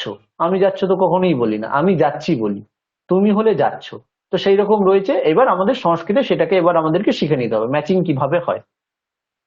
তো দেখুন সংস্কৃতে এখানে আমাদের রূপগুলো আছে। রূপগুলো কিভাবে? একবচন, দ্বিবচন, বহুবচন। প্রথম লাইনের যে রূপটা আছে সেটাকে আমরা প্রথম পুরুষের রূপ বলি। দ্বিতীয় লাইনের যে রূপটা আছে সেটা হচ্ছে মধ্যম পুরুষ। লাস্টের লাইনে যে রূপ আছে সেটা উত্তম পুরুষ। ঠিক আছে, এরপর এবার এই দিকটাকে দেখুন। এই দিকটাতে কর্তা হিসেবে আমরা কাকে কাকে ব্যবহার করলে কি রূপগুলো নেব। প্রথমে আমরা লাস্টের দিকে আসি। কর্তা হিসেবে যদি আমি আমরা যদি কর্তা হয়, বাংলাতে যেমন যদি আমি কর্তা হই তাহলে আমরা কি বলি? আমি যাচ্ছি। তো সংস্কৃত এরকম, যদি আমি আমরা কর্তা হয়, কর্তা হিসেবে যদি আমি আমরার ব্যবহার করি তাহলে এখানে কিন্তু উত্তম পুরুষের রূপ নিতে হবে ম্যাচিং করার জন্য। তাহলে যখন বলবো যে আমি যাচ্ছি, তাহলে আমি যদি কর্তা হই তাহলে তখন কিন্তু প্রথম পুরুষ বা মধ্যম পুরুষের রূপগুলো নিলে ভুল হয়ে যাবে, তখন আমরা সেগুলো নেব না। কোনগুলো নেব না? এই উত্তম পুরুষের রূপগুলো নেব। তাহলে উত্তম পুরুষের মধ্যেও তো তিনটে রূপ আছে, তাহলে এই তিনটের মধ্যে কোনটা নেব? তার জন্য তাহলে আমাদেরকে ভাবতে হবে এখানে যদি আমি কর্তা হই তাহলে আমিটা কজন? একজন, দুজন না অনেকজন? যদি একজন হই, আমি যদি বলি শুধু আমি, তাহলে এখানে উত্তম পুরুষেরও এই যে এই লাইনটা হচ্ছে একবচনের লাইন, এটা দ্বিবচন, এটা বহুবচন। তাহলে যদি একবচন একজন হয় তাহলে এই লাইনটা, তাহলে উত্তম পুরুষের প্রথমটা গচ্ছামি হবে। যদি বলে আমির জায়গায় যদি কর্তা হিসেবে ধরি যে আমি নয় আমরা দুজন, আমরা দুজন যদি কর্তা ধরি তাহলে তখন আমাদের এই দ্বিবচনের রূপটা নিতে হবে। যখন যদি বলে আচ্ছা আমরা দুজন নয় আমরা বা আমরা সবাই অনেকজন, তখন কিন্তু এই বহুবচনের রূপটা নিতে হবে। ওকে, বোঝা গেল লাস্টের তিনটা আমরা কিভাবে ব্যবহার করতে পারি। যদি আমি আমরা কর্তা হয় তখন উত্তম পুরুষের রূপগুলো নিতে হবে। এবার কর্তা যদি একবচনে হয় তাহলে উত্তম পুরুষের একবচন, কর্তা যদি দ্বিবচনে হয় তাহলে উত্তম পুরুষের দ্বিবচন, কর্তা যদি বহুবচনে হয় তাহলে উত্তম পুরুষের বহুবচন। ব্যাস, এটা বোঝা গেল। এরপরে এই মিডিলের রূপটা কখন ব্যবহার হবে তার জন্য আমরা দেখেছি কর্তা হিসেবে যদি তুমি তোমরার ব্যবহার থাকে, তুমি তোমরা যদি কর্তা থাকে, তুমি অথবা তোমরা দুজন অথবা তোমরা, তুমি বলতে তখন একা হয়ে যাচ্ছে একবচন। তুমি যাচ্ছ যদি বলি তাহলে তুমি যাচ্ছ, তুমি একা আছো, তাহলে একা হলে এখানে একবচনের রূপ নিতে হবে। যদি বলি তুমি না বলে যদি বলি তোমরা দুজন, তখন কিন্তু ক্রিয়াপদের এখানে রূপ নিতে হবে গচ্ছতঃ। যদি বলি তোমরা দুজন নয় তোমরা সবাই, তখন কিন্তু এখানে বহুবচনের রূপটা নিতে হবে। তাহলে কি বুঝলাম এতক্ষণে? আমি আমরা থাকলে উত্তম পুরুষের রূপ নেব, তুমি তোমরা থাকলে মধ্যম পুরুষের রূপ নেব, আর বাকি যাই থাকুক সে তাহারা রাম শ্যাম যদু মধু লক্ষণ হরি গণেশ কার্তিক যাই বলি না কেন, যেটাই কর্তা হিসেবে থাকুক না কেন, আমি আমরা তুমি তোমরা বাদ দিয়ে জগতে যাই কিছুই কর্তা হিসেবে নিই না কেন, আমরা কিন্তু এখানে প্রথম পুরুষের রূপগুলো নেব। তাহলে এখানে যদি সে সে বোঝাই, সে তারা দুজন তাহারা যদি এইরকম বোঝাই, তাহলে সে বললে এখানেও একবচনের গচ্ছতি নিতে হবে, তারা দুজন বললে গচ্ছতঃ নিতে হবে, বা তাহারা বললে গচ্ছন্তি নিতে হবে। অথবা যদি আমরা যদি রাম ধরি তাহলে একজন রাম যাচ্ছে তার মানে গচ্ছতি, দুজন রাম যাচ্ছে তাহলে গচ্ছতঃ, অনেকজন রাম যাচ্ছে তাহলে গচ্ছন্তি। এরকম ভাবে ব্যবহার হয়। কি বললাম? আমি আমরা থাকলে উত্তম পুরুষের রূপ নেব, তুমি তোমরা থাকলে মধ্যম পুরুষের নেব, আর বাকি আমি আমরা তুমি তোমরা বাদ দিয়ে যা কিছুই যদি কর্তা হয় তাহলে প্রথম পুরুষের রূপ গুলো নেব ম্যাচিং করার জন্য। কি বললাম আরিয়াম্মা মহোদয়া, বলুন তো। ইয়েস স্যার, যখন আমরা কোনো মানে যখন আমরা বেঙ্গলিতে ফার্স্ট পার্সনে ইউজ করছি আমি আমরা, তখন আমরা সংস্কৃতে উত্তম পুরুষের যে রূপটা আসছে মানে হ্যাঁ, ওইটা ইংলিশে যে ফার্স্ট পার্সন ওগুলো রয়েছে ওগুলো এখন মাথায় আনবেন না, তাহলে একটু গুলিয়ে যাবে, কারণ ওখানে ফার্স্ট পার্সন এখানে ঠিক উল্টে যাচ্ছে। ঠিক আছে, তো সেই জন্য ফার্স্ট পার্সন মানে প্রথম পুরুষ আমাদের, আবার এটা কিন্তু ওখানে প্রথম পুরুষ নয় মধ্যম পুরুষ, সেই জন্য ওটা এখন মনে রাখলে গুলিয়ে যাওয়ার চান্স থাকে, সেই জন্য ওটা এখন মনে রাখার দরকার নেই। এখানে আমরা আমি আমরা উত্তম পুরুষ, তুমি তোমরা মধ্যম পুরুষ, বাকি সব প্রথম পুরুষ। ঠিক আছে, এবার বলুন। হ্যাঁ, এখানে আমি আমরা ইউজ করলে তখন আমরা এই গ্রিডে যে একদম লাস্ট রো আছে গচ্ছামি, গচ্ছাবহ, গচ্ছামহ, এই উত্তম পুরুষের রূপগুলো আমাদের ইউজ করতে হবে। তুমি বাহ, তোমরা তারপরে? বোঝাতে হুম তোমরা বোঝাতে সেকেন্ড যে রো আছে গ্রিডটাতে, সেটা হুম বচন ওয়াইজ তুমি তোমরা হুম বোঝাতে এখানে মধ্যম পুরুষের রূপ দেয়া আছে এই গ্রিডটায়, হুম গচ্ছসি, গচ্ছথহ, হুম গচ্ছথ। আর হুম যখন তদ মানে সে, তাহারা, হুম রাম, শ্যাম, হোয়াট এভার নেম, হুম সেগুলোকে আমরা সংস্কৃতে প্রথম পুরুষ যেটা আছে গচ্ছতি, গচ্ছতঃ, গচ্ছন্তি, এই first row of hmm the grid, এইগুলো দিয়ে এক্সপ্রেস করতে পারি অ্যাকর্ডিং টু দ্য বচন, বেশ, অ্যাকর্ডিংলি উইথ দ্য বচন। বাহ, স্যার ওকে। অ্যাকচুয়ালি আমার বেঙ্গলি গ্রামারটা অত স্ট্রং না, আমি সেকেন্ড ল্যাঙ্গুয়েজ হিসেবে পড়েছি, তো কিছু কিছু জায়গায় আমার ডাউট থেকে গেলে আমি আপনাকে জিজ্ঞাসা করব। আমি অবশ্যই সবসময় অবশ্যই। অ্যাকচুয়ালি সবসময় আমার প্রবলেমটা হচ্ছে আপনি যখন বেঙ্গলি গ্রামার দিয়ে বোঝাচ্ছেন, আমি সবসময় সেটাকে, যেহেতু আমার ফার্স্ট ল্যাঙ্গুয়েজ ইংলিশ, আমি সেটার সঙ্গে রিলেট করার চেষ্টা করছি। আমরা যেটা করি না, আমরা যেই ল্যাঙ্গুয়েজটা জানি তার সঙ্গে রিলেট করার চেষ্টা করি। হ্যাঁ তার হ্যাঁ, সেই জন্য জন্য আমি আপনাকে আগে থেকে বলে দিলাম যে ইংলিশের ক্ষেত্রে এখানে একটু উল্টো উল্টো বলতে, ইংলিশে first person, second person, third person. হ্যাঁ, সেখানে আমরা যদি ফার্স্ট পার্সন এটাকে যদি আমরা অনুবাদ করি তাহলে হয় প্রথম পুরুষ, কিন্তু আমাদের এখানে হবে মধ্যম পুরুষ। ঠিক আছে, ওখানে যেটা ফার্স্ট পার্সন এখানে সেটা উত্তম পুরুষ, আচ্ছা ওখানে স্যার। যেটা সেকেন্ড পার্সন এখানে সেটা মধ্যম পুরুষ, ওখানে যেটা থার্ড পার্সন এখানে সেটা প্রথম পুরুষ। আচ্ছা স্যার। হুম, বেশ, তাহলে একদম আপনি যেটা বলেছেন একদম ঠিক বলেছেন। আরেকজনের কাছে জিজ্ঞেস করে নি, ভোলানাথ মহোদয় যেটা বললেন উনি সেটা আরেকবার বলুন, হ্যাঁ, ম্যাচিংটা আমরা কিভাবে করব? আমি আমরা বোঝালে সেটা উত্তম হুম পুরুষ, হুম আর তুমি তোমরা বোঝালে সেটা মধ্যম পুরুষ হয়, আর হুম সে, তাহার, আম, শাম এগুলো বোঝালে প্রথম পুরুষ। এবার বাহ, ওকে, এগুলোর প্রয়োগ হচ্ছে উত্তম পুরুষ হবে তখন গচ্ছামি, গচ্ছামর যে কোনো একটা রূপ হবে। বেশ বেশ, আর মধ্যম বুঝেছি পুরুষ বুঝেছি, হলে মানে আপনি গচ্ছসি। বুঝে গেছেন। ওকে ওকে, ঠিক আছে, বুঝে গেছি। চিত্রিতা মহোদয়া আপনি হ্যাঁ বলবেন, স্যার। এই যে আমরা কর্তা হলে উত্তম পুরুষের রূপগুলো ব্যবহার করবো, এই তো বলেছি, কিন্তু উত্তম পুরুষের তো 3টে রূপ আছে, এই 3টে রূপ কোনটা কখন ব্যবহার হবে? যখন আমি, তখন গচ্ছামি হবে। যখন দ্বিতীয় দুজন কোনো ব্যক্তির কথা বলবো তখন গচ্ছাবহ। তারপর আমরা যদি বলি তখন গচ্ছামহ। মানে হ্যাঁ, অনেক যখন বহুজন একা, যখন। হ্যাঁ গুড, যখন আমরা একবচন হবে তখন গচ্ছামি, দ্বিবচন হলে গচ্ছাবহ, আর বহুবচন হলে গচ্ছামহ। ওকে, তাহলে এই আমাদের দাঁড়ালো। তাহলে এখন আমরা মোটামুটি ক্রিয়াপদগুলো জানলাম। এবার আমাদেরকে শিখতে হবে যে ঠিক আছে, আমরা তো বুঝলাম, আমরা হলে উত্তম পুরুষের রূপগুলো নেব, উত্তম পুরুষের রূপগুলো জেনে গেছি, কিন্তু আমরা বোঝালে সংস্কৃতে কি শব্দ আছে সেটা তো আমাদেরকে জানতে হবে, নাহলে আমরা বাক্য কি করে বলবো? সেই জন্য এখানে আমরা লিখে দিয়েছি, আমরা বোঝানোর জন্য সংস্কৃতে শব্দ আছে অসমদ শব্দ, অসমদ। ঠিক আছে, আমরা বোঝাতে সংস্কৃতে শব্দ আছে অসমদ, সেইটা আমরা এই লাস্টের লাইনে লিখে দিয়েছি। দেখুন, অসমদ শব্দের ও রাম শব্দের মধ্যে 21টা রূপ হয়, তো 21টা রূপের মধ্যে আমরা ওই প্রথম যে 3টে রূপ রামহ, রামু, রামহ যেমন হয় সেরকম অসমদ শব্দের প্রথম 3টে রূপ লিখে নিয়েছি, যাতে আমাদের ম্যাচিং করতে সুবিধা হয়।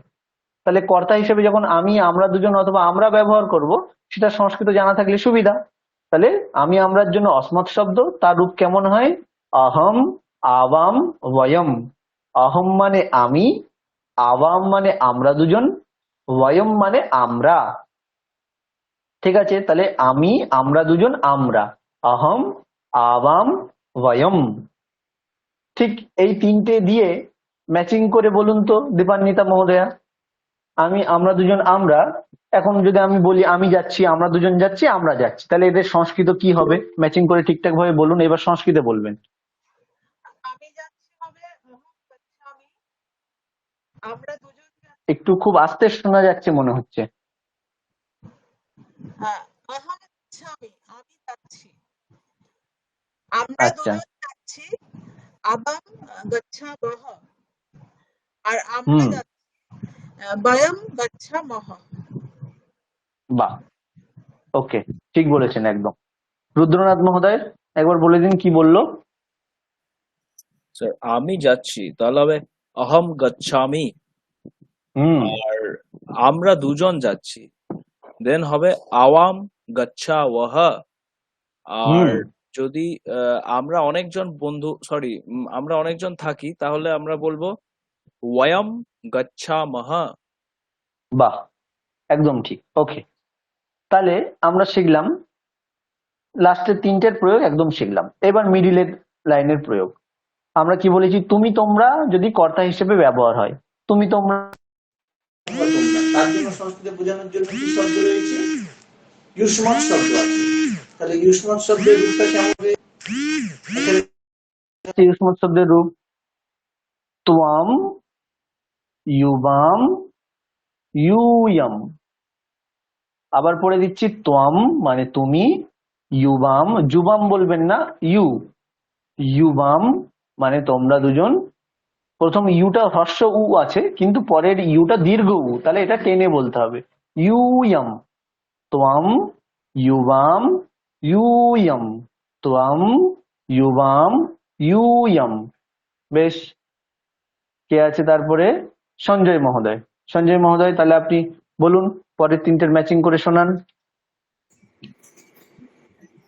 ওটা কি তুমি তম গচ্ছ, মানে কি? তুমি যাচ্ছ। আচ্ছা, তারপরে? তারপর ইয়োবাম গচ্ছ, হুম, গচ্ছত, তোমরা যাচ্ছ, তোমরা দুজন যাচ্ছ। হ্যাঁ হ্যাঁ, ইউয়ম গচ্ছত, হুম তোমরা হুম, যাচ্ছ। বাহ, ওকে। এবার তাহলে এটা একদম সোজা। এরপরে আমরা প্রথম পুরুষের সাথে ম্যাচিং করব। আচ্ছা, প্রথম পুরুষের সাথে এটা একটু বলে রাখি, আমরা এতক্ষণ যে আমি আমরা তুমি তোমরা শিখলাম, এটা তিন লিঙ্গেই একই রকম রূপ হয়। মানে যদি বলি তুমি যাচ্ছ, তুমি যদি স্ত্রীলিঙ্গে হয়ে থাকো তবুও তোয়াম হবে, যদি পুংলিঙ্গে হয়ে থাকো তবুও তোয়াম হবে। লিঙ্গ ভেদে এর রূপ চেঞ্জ হয় না, এগুলো যেহেতু সর্বনাম শব্দ। বাংলার ক্ষেত্রেও তাই, বাংলাতেও মেয়েকেও আমরা বলি তুমি, ছেলেকেও বলি তুমি। তুমি যাচ্ছ, তুমি বলতে ছেলে মেয়ে উভয় সবাইকে বোঝাতে পারে। তাহলে লিঙ্গ ভেদে চেঞ্জ হয় না, একটাই রূপ।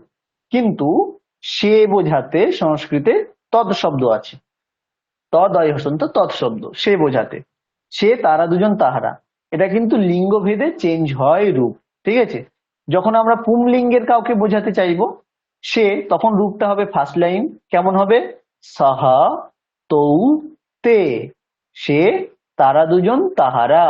এটা যখন আমরা পুংলিঙ্গের কাউকে বোঝাতে চাইবো। অথবা যখন আমরা স্ত্রীলিঙ্গের কাউকে বোঝাতে চাইবো তখন বলবো সা, তে, তাহা। সা, তে, তাহা। যখন আমরা ক্লিবলিঙ্গের কাউকে বোঝাতে চাইবো, যেমন ক্লিবলিঙ্গের একটা শব্দ আছে মিত্রম, বন্ধু। বন্ধু বোঝানোর জন্য যে শব্দ আছে সেটা হচ্ছে মিত্র শব্দ। মিত্র শব্দ ফল শব্দের মতো হয়, ক্লিবলিঙ্গের শব্দ। যখন আমরা বলবো যে মিত্র যাচ্ছে, ক্লিবলিঙ্গের, সে যাচ্ছে, ক্লিবলিঙ্গের কাউকে বোঝাতে চাইবো, তখন বলবো তৎ, তৎ, তে, তানি, তৎ, তে, তানি। ঠিক আছে? তাহলে আমরা কি বললাম, আমি আমরা তুমি তোমরা বোঝাতে লিঙ্গ ভেদে কোনো চেঞ্জ হয় না, একটাই। কিন্তু সে, তারা দুজন, তাহারা, এটা বোঝাতে সংস্কৃতে লিঙ্গ ভেদে রূপও চেঞ্জ হয়। তাহলে যদি আমরা পুংলিঙ্গে বোঝাতে চাই তখন বলতে হবে সাহা তৌতে, যদি স্ত্রীলিঙ্গে বোঝাতে চাই, তে তাহা। যদি লিঙ্গলিঙ্গে বোঝাতে চাই তাহলে বলবো তত্তে তান। আচ্ছা, একটা ইম্পর্টেন্ট ফোন আসছে, আমি এক্ষুনি জয়েন হচ্ছি, একটুখানি, 1 মিনিট।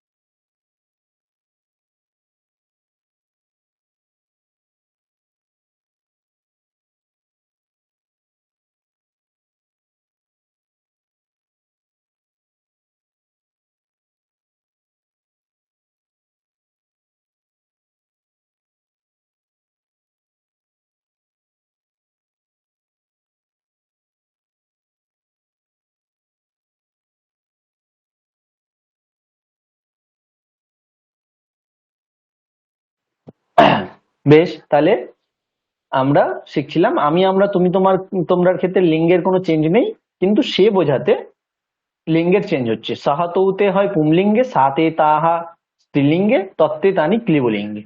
বেশ, এটা এবার ম্যাচিং করে কেউ একজন শোনাবে। কে শোনাবে? সৌমিলি মহোদয়া। হ্যাঁ স্যার।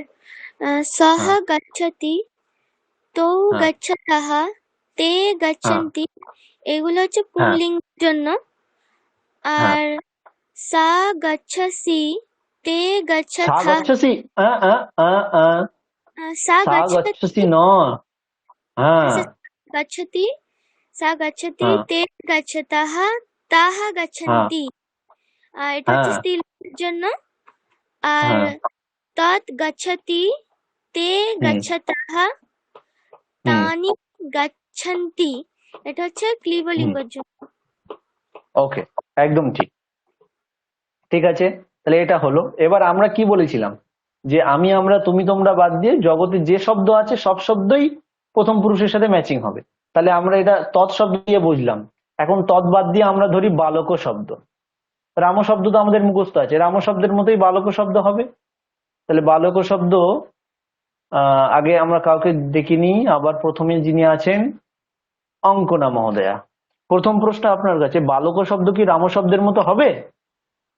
হ্যাঁ স্যার, কেন হবে? কারণ বালক শব্দ রাম শব্দের মতোই অকারান্ত পুংলিঙ্গ। বাহ, রাম শব্দের যে পরিচয় আমরা শিখেছিলাম তার মধ্যে প্রথম যে দুটো বিশেষণ ছিল অকারান্ত এবং পুংলিঙ্গ, সেটা একই বালক শব্দের ক্ষেত্রেও খাটে, তাই জন্য দুটো একই হবে। তাহলে রাম শব্দের রূপটা তো আপনার জানা আছে, তাহলে বালক শব্দের রূপটা সেরকম ভাবে মনে মনে ভেবে বলুন। আপনার কাছে আমি বাক্য বলছি বাংলায়, একদম শুদ্ধ সংস্কৃতে বলবেন।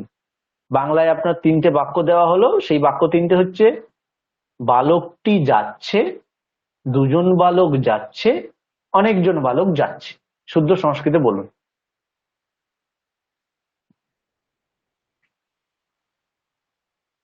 অঙ্কুরা মহোদয়া। হ্যাঁ স্যার, বলছি। হ্যাঁ বালকः গচ্ছতি, হ্যাঁ বালকौ গচ্ছতः, হ্যাঁ, বালকাः গচ্ছন্তি। বাহ, একদম ঠিক। আরিয়ামা মহোদয়া, ইয়েস স্যার। আপনি বলুন যে দেব, দেব বলতে ভগবান, দেব শব্দ, দেব শব্দ রাম শব্দের মতো হবে? হ্যাঁ স্যার। কেন হবে? স্যার আমি জানি না দেবের লিঙ্গ কি, বাট না স্যার, আমি এটা শিওরলি বলতে পারবো না, সরি। কেন কি আমি জানি না দেব না। শব্দটির লিঙ্গ কি, কিন্তু এটা অকারান্ত। হ্যাঁ, আমি বলে দিচ্ছি, লিঙ্গটা হচ্ছে পুমলিঙ্গ।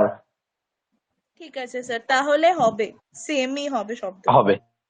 আচ্ছা, সেম যদি হয় তাহলে এবার আপনার কাছে প্রশ্ন ঠিকঠাক বলতে হবে যে একজন দেব যাচ্ছেন, দুজন যাচ্ছে দেব যাচ্ছেন, অনেকজন দেব যাচ্ছেন।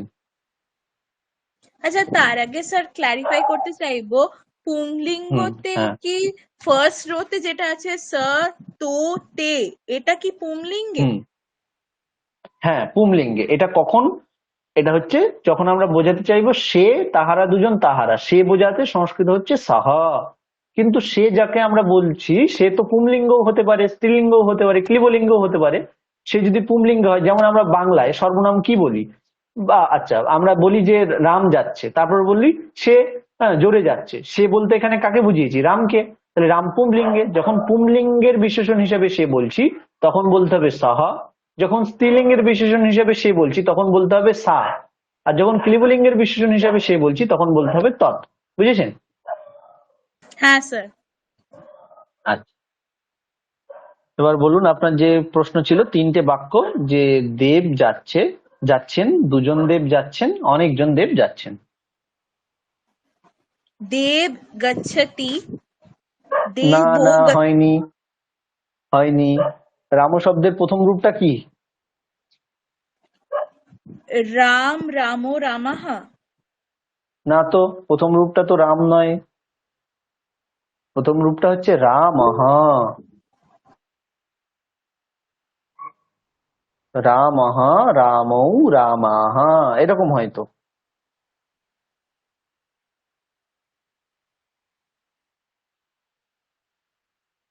শুনতে পেলেন? হ্যাঁ, দেবঃ গচ্ছতি, দেবো হুম গচ্ছতি, देवः गच्छन्ति। হয়নি, আবার বলুন। স্যার ভুল হয়েছে, একটু বললাম না? অন্যদিকে মন অন্যদিকে হয়ে গেছিল বলে একটু সামান্য ভুল হয়ে গেছে, এবার বললে ঠিক হয়ে যাবে, বলুন। আচ্ছা, ফার্স্টের রূপটা দেব দেবহ। হ্যাঁ, ওখানে রামহ রামৌ রামাহা, তাহলে এখানেও কেমন হবে? দেবহ দেবৌ দেবাহা, তাহলে ওখানে আছে রামহ, তাহলে এখানে দেবহ, বলুন। দেবः গচ্ছতি। হ্যাঁ, তারপরে দুজন দেবতা যাচ্ছে। দেবো গচ্ছতো। হুম, গচ্ছত। গচ্ছতো কেন? এখানে কি রূপ আছে 2 নম্বর রূপটা? গচ্ছতঃ। হ্যাঁ, তাহলে সেরকম বলুন, একদম সোজা তো, দেবৌ গচ্ছতঃ। দেবো আচ্ছা, তারপরে গচ্ছতঃ। অনেকজন দেব যাচ্ছে। হ্যাঁ, অনেকজন দেব যাচ্ছে। দেবাः গচ্ছন্তি। হ্যাঁ, একদম ঠিক, দেবাহা গচ্ছন্তি। বুঝেছেন স্পষ্ট? স্যার প্রথম রূপটা কি বললেন দেবের? রাম শব্দের প্রথম রূপটা কি? রামহ, তাহলে দেব শব্দের দেবহ। আপনি বলেছিলেন রাম গচ্ছতি, রাম তো নয়, রামহ, বিসর্গ আছে শেষে, রামহ। সেরকম দেব শব্দের দেবহ, বালক শব্দের বালকহ। এরকম হয়। আর স্যার বহুবচনামের রূপটা কি বললেন দেবের? হ্যাঁ, রাম শব্দের কেমন রূপ হয়? রাম শব্দের একবচনে হয় রামহ, আর বহুবচনে রামাহা। ময়ের পরে আকার রয়েছে, আকারটা টানতে হবে, তারপরে বিসর্গ বলতে হবে, কিন্তু একবচনের ক্ষেত্রে অকারের পরে বিসর্গ, রামহ। বহুবচনে রামাহা। সেরকম একইভাবে দেব শব্দের দেবহ, বহুবচনে দেবাহা। আকার তারপরে বিসর্গ, কিন্তু একবচনের ক্ষেত্রে অকার তারপরে বিসর্গ। বুঝতে পেরেছেন? হ্যাঁ স্যার। হ্যাঁ হ্যাঁ স্যার, বুঝতে পেরেছি। আচ্ছা, ওকে। হ্যাঁ, তাহলে আমাদের এই মোটামুটি হলো। এরপরে কি আছেন? এরপরে ভোলানাথ মহোদয়। আর আপনাকে এবার এদিক হ্যাঁ ওদিক একদম জগা খিচুড়ি করে এদিক ওদিক জিজ্ঞেস করব। রেডি তো? হ্যাঁ বলুন, একদম চেষ্টা রেডি তো? করুন। ভয় পাচ্ছেন না তো? না না। একদম সোজা, ভয়ের কিছু নেই, বলুন। তুমি যাচ্ছ। ত্বম গচ্ছসি। হ্যাঁ, আমি যাচ্ছি। অহম গচ্ছামি। হ্যাঁ, একটা মহিলাকে দেখিয়ে বলছি সে যাচ্ছে। সা গচ্ছতি। হুম, আচ্ছা, অনেকজন মহিলাদেরকে দেখিয়ে বলছি তারা যাচ্ছে। তা গচ্ছন্তি। তার পরে বিসর্গ আছে, তাহা তাহা। বাহ, ওকে, অনেক ভালো হয়েছে। আচ্ছা, এরপরে চিত্রিতা মহোদয়া।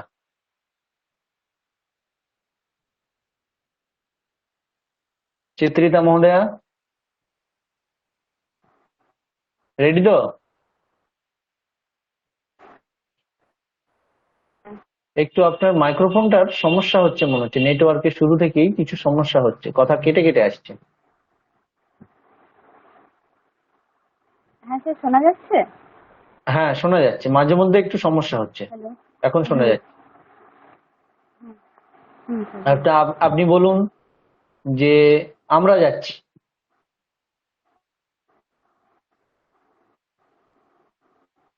আমরা যাচ্ছি। হ্যাঁ হ্যালো। হ্যাঁ, আমরা যাচ্ছি। বয়ং গচ্ছামা। হ্যাঁ, তোমরা যাচ্ছ।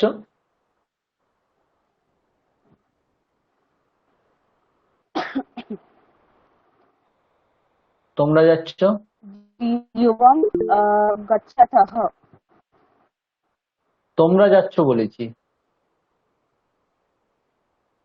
ইউবাম হবে না কিন্তু। কি হবে?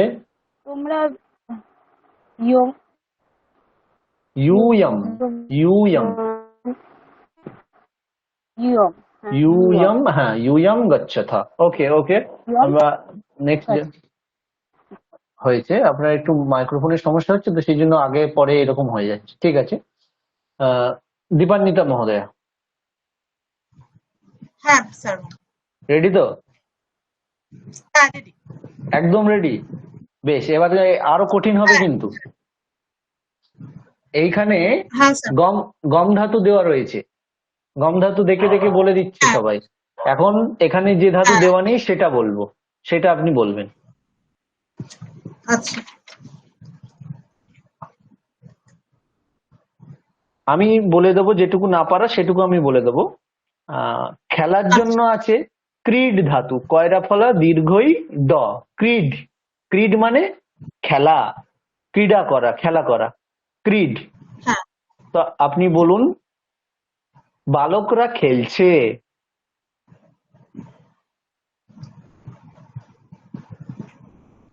বালকরা বালকরা খেলছে। বালকাः ক্রীডন্তি। বাহ, বালকাহ ক্রীডন্তি, গুড, একদম ঠিক।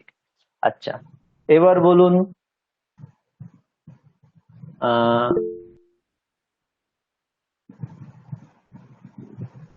উম,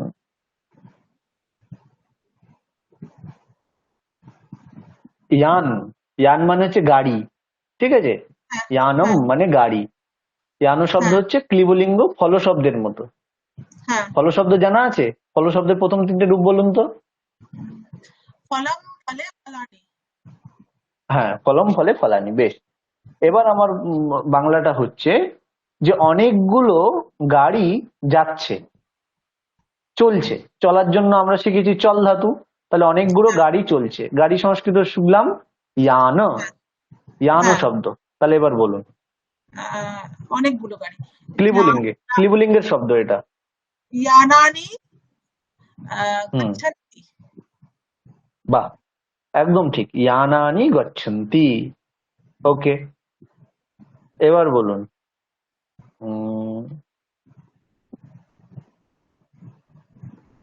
দুজন সেবক যাচ্ছে। দুজন সেবক যাচ্ছে। সেবক সংস্কৃত সেবক, হ্যাঁ পুংলিঙ্গের শব্দ। হ্যাঁ।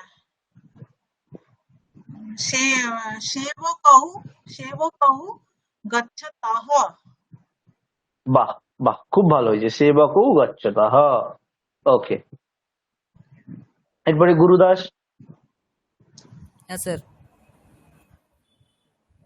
আহ, সাধুরা যাচ্ছেন। সাধুরা, সাধু শব্দ জানা আছে? হ্যাঁ স্যার, সাধু সাধু সাদাবাহ। হ্যাঁ, তাহলে অনেকজন সাধুরা যাচ্ছেন। সাদাবাহ গচ্ছন্তি। হ্যাঁ, গচ্ছেন। ওকে, আচ্ছা। ইন্দ্র, ইন্দ্র নয়, ফলগুলো পড়ছে। ফলগুলো পড়ছে, পড়ার জন্য ফলানি পথ ধাতু। হ্যাঁ, কি বলেন, উড়ছে? পড়ছে পড়ছে। ও স্যার, ফলগুলো স্যার ফলানি পঠন্তি। পড়ছে নয়, পড়ছে। বই ও পড়া, স্যার ওই পড়া নয়, গাছ থেকে পড়া। হ্যাঁ ও স্যার পততি। হ্যাঁ, তাহলে ফুল বাক্য কি হলো? ফলানি পতন্তি। ফলানি পতন্তি। ওকে, একদম ঠিক, ঠিক আছে। রুদ্রনাথ মহোদয়। Yes sir. হ্যাঁ, দুজন, রাম শব্দের রূপ মুখস্থ আছে তো? রামহ রামু রামাহা। হ্যাঁ স্যার। আচ্ছা, তাহলে এবার বলুন, দুজন ভক্ত, দুজন ভক্ত ভজনা করছে। ভক্ত কি ত অকারান্ত না অকারান্ত? ভক্ত, ভ কয়ে তয়ে, তারপরে আবার শেষে অ আছে, আচ্ছা আচ্ছা আচ্ছা। ভাঙলে শেষে অ আছে। আচ্ছা, দুজন ভক্ত, তারপর? হ্যাঁ, দুজন ভক্ত ভজনা করছে। আচ্ছা আচ্ছা। ভক্তৌ হুম, ভজতঃ। বাহ, ভক্তৌ ভজতঃ, একদম ঠিক। আচ্ছা, এবার বলুন আহ, আমরা আমরা সবাই অর্চনা করছি। আচ্ছা, আমরা সবাই অর্চনা করছি। হ্যাঁ, হ্যাঁ, ওয়ায়াম। আর অর্চনা করাটা কি পদ হবে? অর্চ ধাতু, অর্চ ধাতু, অর্চ। আচ্ছা, ওয়ায়াম অর্চামহ। একদম ঠিক, বয়ম অর্চামহ। বাহ, আচ্ছা। সঞ্জয় মহোদয়, হ্যাঁ স্যার। তোমরা তোমরা খাচ্ছ।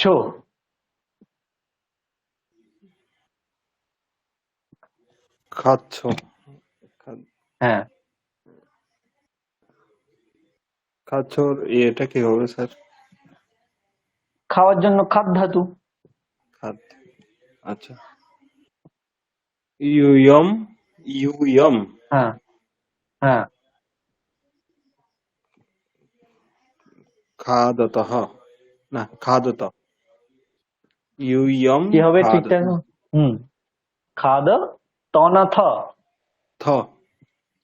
হ্যাঁ, ইউয়ম খাদ থ। আচ্ছা, আহ লতা শব্দটি মুখস্থ আছে? হ্যাঁ স্যার আছে। প্রথম লাইনটা হলেই হবে, লতা লতে লতাহা।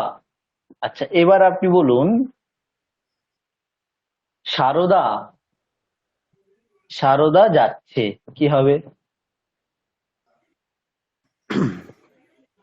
শারদা যাচ্ছে। হুম, শারদাহা। সারদাহা কি কেন বললাম? একজন সারদা তো। শারদ। শারদহ হবে স্যার। সারদাহ নয়, লতা শব্দ তো।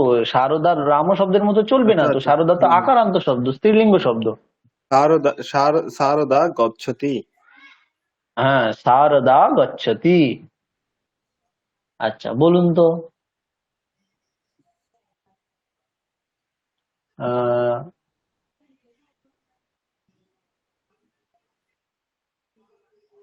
অনেকগুলো অনেকগুলো নয়, দুজন লোককে দেখিয়ে তারা দুজন যাচ্ছে, কি হবে? দুজন লোক। বুঝিনি স্যার, এটা একটু বলবেন। দুজন যাচ্ছে, তারা দুজন যাচ্ছে, তারা দুজন হচ্ছে পুংলিঙ্গের আচ্ছা। ভদ্রলোক আর কি, দুজন। হুম, ইউবাম গচ্ছতঃ। না, ইউবাম মানে তো তোমরা দুজন, আমি তো বললাম তারা দুজন। অন্যরা কিন্তু পারছে বলে হাত তুলে দিচ্ছে, তাড়াতাড়ি বলুন, যারা যারা পারবেন হাত তুলে দেবেন। তৌ গচ্ছতঃ। হ্যাঁ, কি হবে? তৌ গচ্ছতঃ। আর তারা দুজন যদি স্ত্রীলিঙ্গে হয়? তে গচ্ছতঃ। তে গচ্ছতঃ। ওকে, আচ্ছা, এই হচ্ছে ব্যাপার। তাহলে আমাদের আর কি বাকি রইলো? সৌমিলি স্যার মহোদয়। আমি স্যার হুম, হ্যাঁ, বলুন। আমি বাকি রইলাম। হ্যাঁ, আপনাকে তো ওই কি মাইকের সমস্যা হচ্ছে বলে তো জিজ্ঞেস করছি না। বেশ, ঠিক আছে, যদি মাইকের সমস্যা ঠিক থাকে তাহলে জিজ্ঞেস করি। তাহলে আপনি বলুন যে কৃষকরা ক্ষেত্র কর্ষণ করছে, ক্ষেত্রবাদ, কৃষকরা কর্ষণ করছে, কি হবে?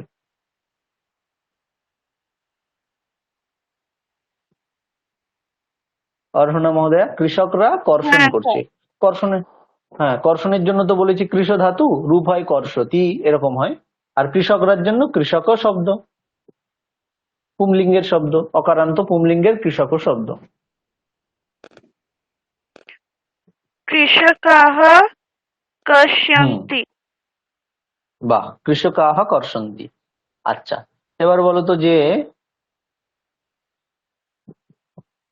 তোমরা দুজন যাচ্ছ, কি হবে?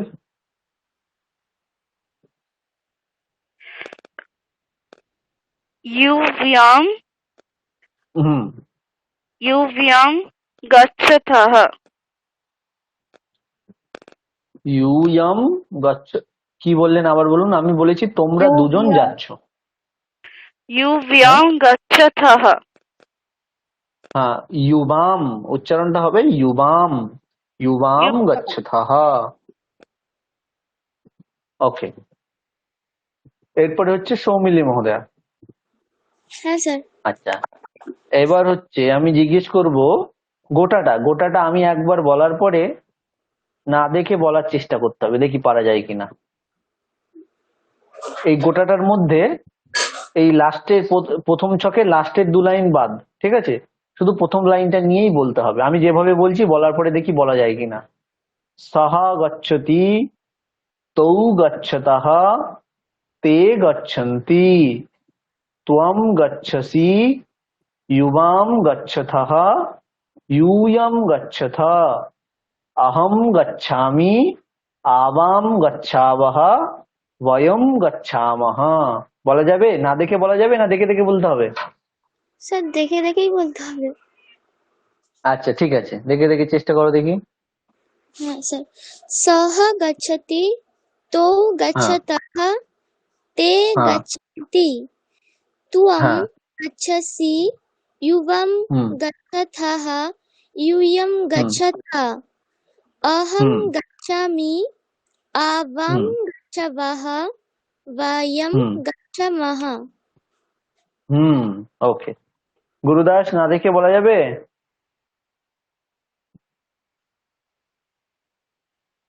গুরুদাস, আচ্ছা, মাইক্রোফোনের সমস্যা হচ্ছে মনে হচ্ছে। বেশ, তাহলে আমরা যেটা শিখলাম সেটাই এখানে ছকাকে দিয়ে দিলাম, যে রাম শ্যাম তৎ শ্যাম হরি যাই হোক না কেন, প্রথম 3টে, তারপরে ইউষ্মত দিয়ে 3টে, অসমত দিয়ে 3টে। গুরুদাস, মাইক্রোফোন ঠিক হলো?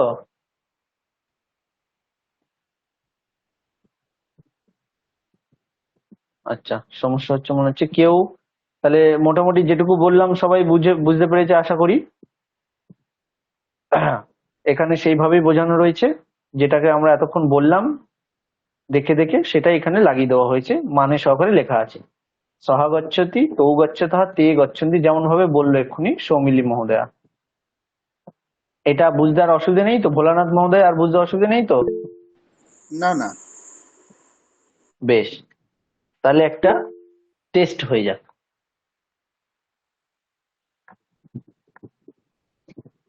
বেশ, একদম শুরু থেকে আসি। অঙ্কনা মহোদয়া হ্যাঁ স্যার। রেডি তো? একদম আসার সঙ্গে সঙ্গে, স্ক্রিনে আসার সঙ্গে সঙ্গে বলতে হবে, বেশি সময় নিলে হবে না কিন্তু। আচ্ছা, চেষ্টা করব। বেশ, হ্যাঁ রামাহ, পুরোটা বলতে হবে? হ্যাঁ হ্যাঁ, ওই তো ওপরে ছক আছে আর এখানে কর্তা দিচ্ছি, ছকের সাথে আচ্ছা। মিলিয়ে বলতে হবে তাড়াতাড়ি। রামः লিখতি, রামো লিখতः, বেশ, না না না রামः না না লিখতি। না, যেটুকু আসবে সেটুকুই। ও আচ্ছা আচ্ছা, রামः রামহ, তাহলে কি হবে এখানে? লিখতি। লেখতি। বেশ, ত্বম লিখাসি। বাহ, আরো তাড়াতাড়ি আসার সাথে সাথেই বলতে হবে। হুম হুম, তাড়াতাড়ি। কি হবে এবার? এবার আওয়াম লিখা লিখাওয়াহ। কি হবে? আওয়াম লিখাওয়াহ। ওকে, ঠিক আছে, খুব স্পিডে বলতে হবে। আচ্ছা, অর্হনা মহোদয়া বলতে পারবেন? মাইক্রোফোন ঠিক আছে? স্যার না, আবার স্ট্রাগল করছে আচ্ছা ঠিক আছে ঠিক আছে। আরিয়ামা, আরিয়ামা মহোদয়া আপনি বলুন। হ্যাঁ স্যার বলতে পারবো বলতে না। পারছেন, এবার কিন্তু দেরি করলে হবে না, এবার একটু স্পিডে বলতে হবে, স্যার যাতে ফোনটা খুব শব্দের না ওয়াইড। হ্যাঁ স্যার, আমি সঙ্গে সঙ্গে বলতে পারবো কিনা আমি জানি না, কিন্তু ট্রাই করতে পারি। হ্যাঁ, চেষ্টা করুন। হুম यूयम लिखत। হ্যাঁ, মানেটাও বলে দেবেন। মানে তোমরা লিখছো। হ্যাঁ, তাড়াতাড়ি। রামো লিখতঃ। হ্যাঁ, মানে মানে দুজন রাম লিখছে। হ্যাঁ, বয়ম হুম হুম দিয়ে বয়ম তো হচ্ছে কি ইউষ্মদ, তাহলে ইউষ্মদ কি বয়ম? না না, ইসমত নয় তো, অসমত। আসমদ মানে হ্যাঁ হচ্ছে গিয়ে যেটা আমরা বোঝানোর জন্য ইউজ করি। হ্যাঁ হ্যাঁ হ্যাঁ হ্যাঁ, আমরা। বয়ম লিখামহ। বয়ম লিখামহ, আমরা লিখছি। ওকে, হয়েছে। ভেবেচিন্তে বললে সবাই বলতে পারবে, কিন্তু এখন আরো স্পিডে আনতে হবে, অভ্যাস করতে হবে খুব। আচ্ছা, ভোলানাথ মহোদয়, হ্যাঁ, রেডি? কি হবে, কি হবে? अहम अहम लिखामि। হ্যাঁ, লেখতি নয়, লেখামি। বেশ। নারা লিখান্তি। হুম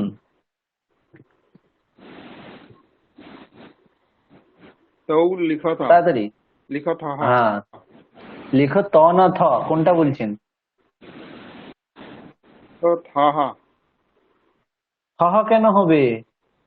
তৌ তো, তৌ বলতে, तौ হ্যাঁ তৌ দুজন। বলতে তারা দুজন, পুংলিঙ্গে। সাহা তৌতে, আমরা আগেই তো দেখলাম, সাহা তৌতে, ওই তৌ। হ্যাঁ, ও আচ্ছা, তাহলে লেখ কি হবে? লিখতः। লিখতাহ। গুড। আচ্ছা, এরপরে চিত্রিতা মহোদয়া, হ্যাঁ স্যার। মাইক্রোফোন ঠিক হলো? বলুন। তো হচ্ছে, শুনতে পাচ্ছেন আপনি? হ্যাঁ, বলুন বলুন। হ্যালো। হ্যাঁ, ইউবাম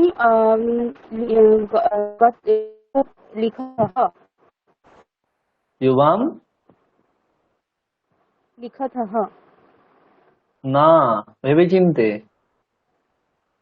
ইউবাম কি বললেন, আরেকবার বলুন। লিখতঃ মানে মধ্যম পুরুষের দ্বিবচন। হ্যাঁ হ্যাঁ হ্যাঁ, ঠিক বলেছেন, ঠিক বলেছেন। ইউবাম লিখতাহ। ওকে।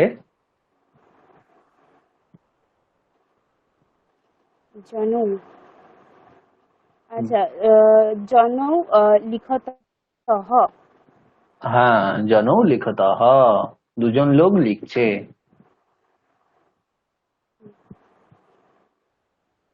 স লিখন্তি লিখতি, সরি। হ্যাঁ, লিখতি, লিখন্তি মোটে নয়। লিখন্তি কখন হতো বলুন তো? না না কি সরি, দিতে হতো তখন? লিখন্তি হতো লিখন্তি কখন যখন হতো? তে হতো, তে। হ্যাঁ, তে, গুড। তে তে তে হতো তখন লিখন্তি। ওকে ওকে। আচ্ছা, দীপান্বিতা মহোদয়া। হ্যাঁ স্যার। হুম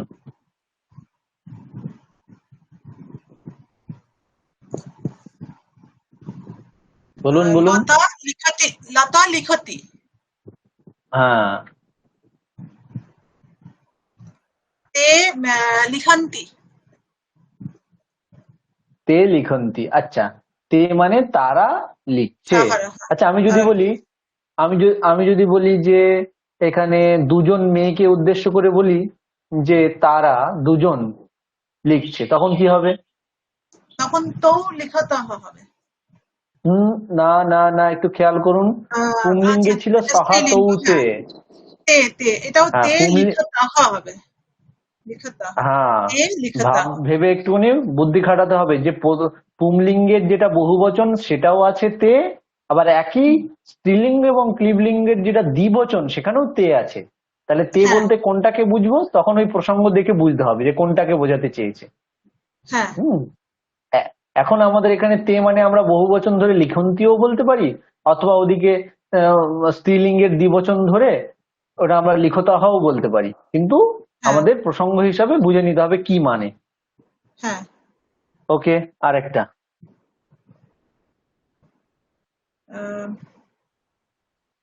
মেষাহ লিখান্তি লিখাতি লিখাতি লিখতি। হ্যাঁ, রমেশ লিখতি, রমেশ লিখছে। মেষাহ লিখাতি। ওকে ওকে, আচ্ছা। আর আমাদের সময়ও হয়ে গেছে, থাক। আবার নেক্সট আমরা পরের দিন আরো অভ্যেস করব। তাহলে পরের দিন আপনাদের কাজ কি? এই যে আমরা ম্যাচিংটা শিখলাম, ম্যাচিংটা ভালো করে অভ্যেস করে আসতে হবে। আর যতদূর আমরা স্ক্রিনে দেখিয়েছি সবগুলোই আমরা ফলো করে যেগুলো আমরা শিখলাম গ্রুপে পাঠিয়ে দিচ্ছি। তো আপনারা এটা ভালো করে ম্যাচিংটা শিখে আসবেন, দেখে আসবেন। পরের দিন কিন্তু আমরা আবার এগুলো জিজ্ঞেস করব, ঠিক আছে? আর কারো কোনো জিজ্ঞাসা আছে? আমরা তাহলে পরের দিন কি কি ধরবো? শব্দ বিষয়ে যেটা শিখেছি সেটা ধরবো, ধাতু বিষয়ে যা শিখেছি সেই গল্প ধরবো, আর এই ম্যাচিং ধরবো। তিনটে জিনিস আমাদের এখন পর্যন্ত হয়েছে, শব্দ, ধাতু এবং ম্যাচিং। রুদ্রনাথ মহোদয় হাত তুললে আমি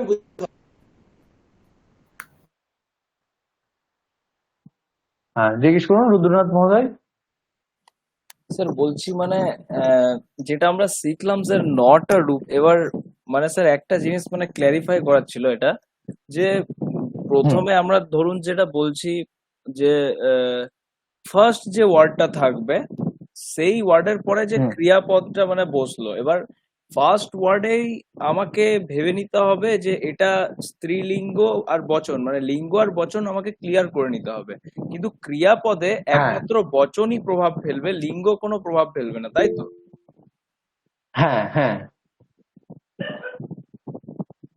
একদম ঠিক বলেছেন।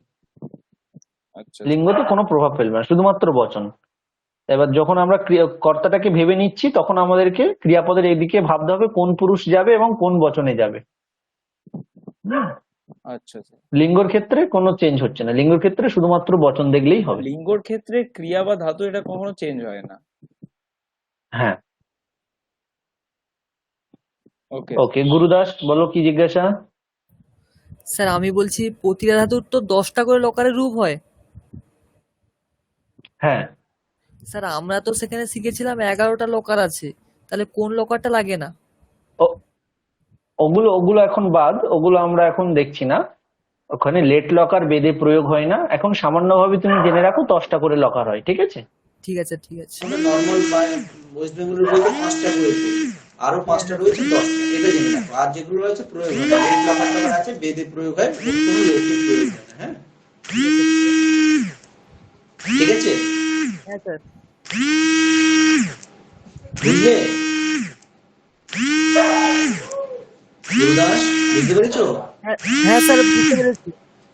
ওকে ঠিক আছে, তাহলে এরপরে আমাদের তাহলে আমরা কি জিজ্ঞেস করবো? যে জিজ্ঞেস করার জন্য শব্দের গল্পটা, শব্দ বিষয় যেটা পড়েছি ডিটেল সব, ধাতুর গল্পটা আর এই ম্যাচিং, এই তিনটে জিনিস আপনারা নিজেরা এটা প্র্যাকটিস করে অন্তত যেটা বলার সেটা বলে প্র্যাকটিস করে রেকর্ডিং করে রাখবেন। আগের ক্লাসে আগে একটু শুনে আসবেন, তাহলে পুরো ক্লাসটাই মনে পড়ে যাবে। তাহলে এই হলো আমাদের ব্যাপার, তিনটে জিনিস পরের দিন জিজ্ঞেস করব। গুরুদাস পরের ক্লাসে এসে মনে করে দেবে যে এই তিনটে পড়া ছিল, শব্দের গল্প, ধাতুর গল্প এবং ম্যাচিং। ব্যাস, আর কারোর কিছু জিজ্ঞাসা থাকলে জিজ্ঞেস করতে পারেন। স্যার ধাতু পরিচয়টা তো পরদিন পড়ানো হবে, তাই না? হ্যাঁ, ধাতু পরিচয় আজকে আমরা শিখিনি, যেটুকুই শিখেছি যে ধাতু থেকে 90টা রূপ হয়, 10টা করে ভাগ, প্রত্যেকটা ভাগে 9টা করে থাকে, এবং বর্তমান কাল বোঝাতে যে লট লকার হয় ওইটারই আমরা প্রয়োগ বেশি হয়, ওইটাই আমরা এখন শিখছি, এইটুকু। আচ্ছা ওকে, আর কারোর কোনো জিজ্ঞাসা আছে? বেশ, না থাকলে আমি যেটুকু শিখিয়েছি সেটুকুই আমি এটা পিডিএফ আকারে গ্রুপে দিয়ে দেবো। ব্যাস, আজকে তাহলে এইটুকুই, আবার পরের সপ্তাহে দেখা হবে। শুভরাত্রি সকলকে।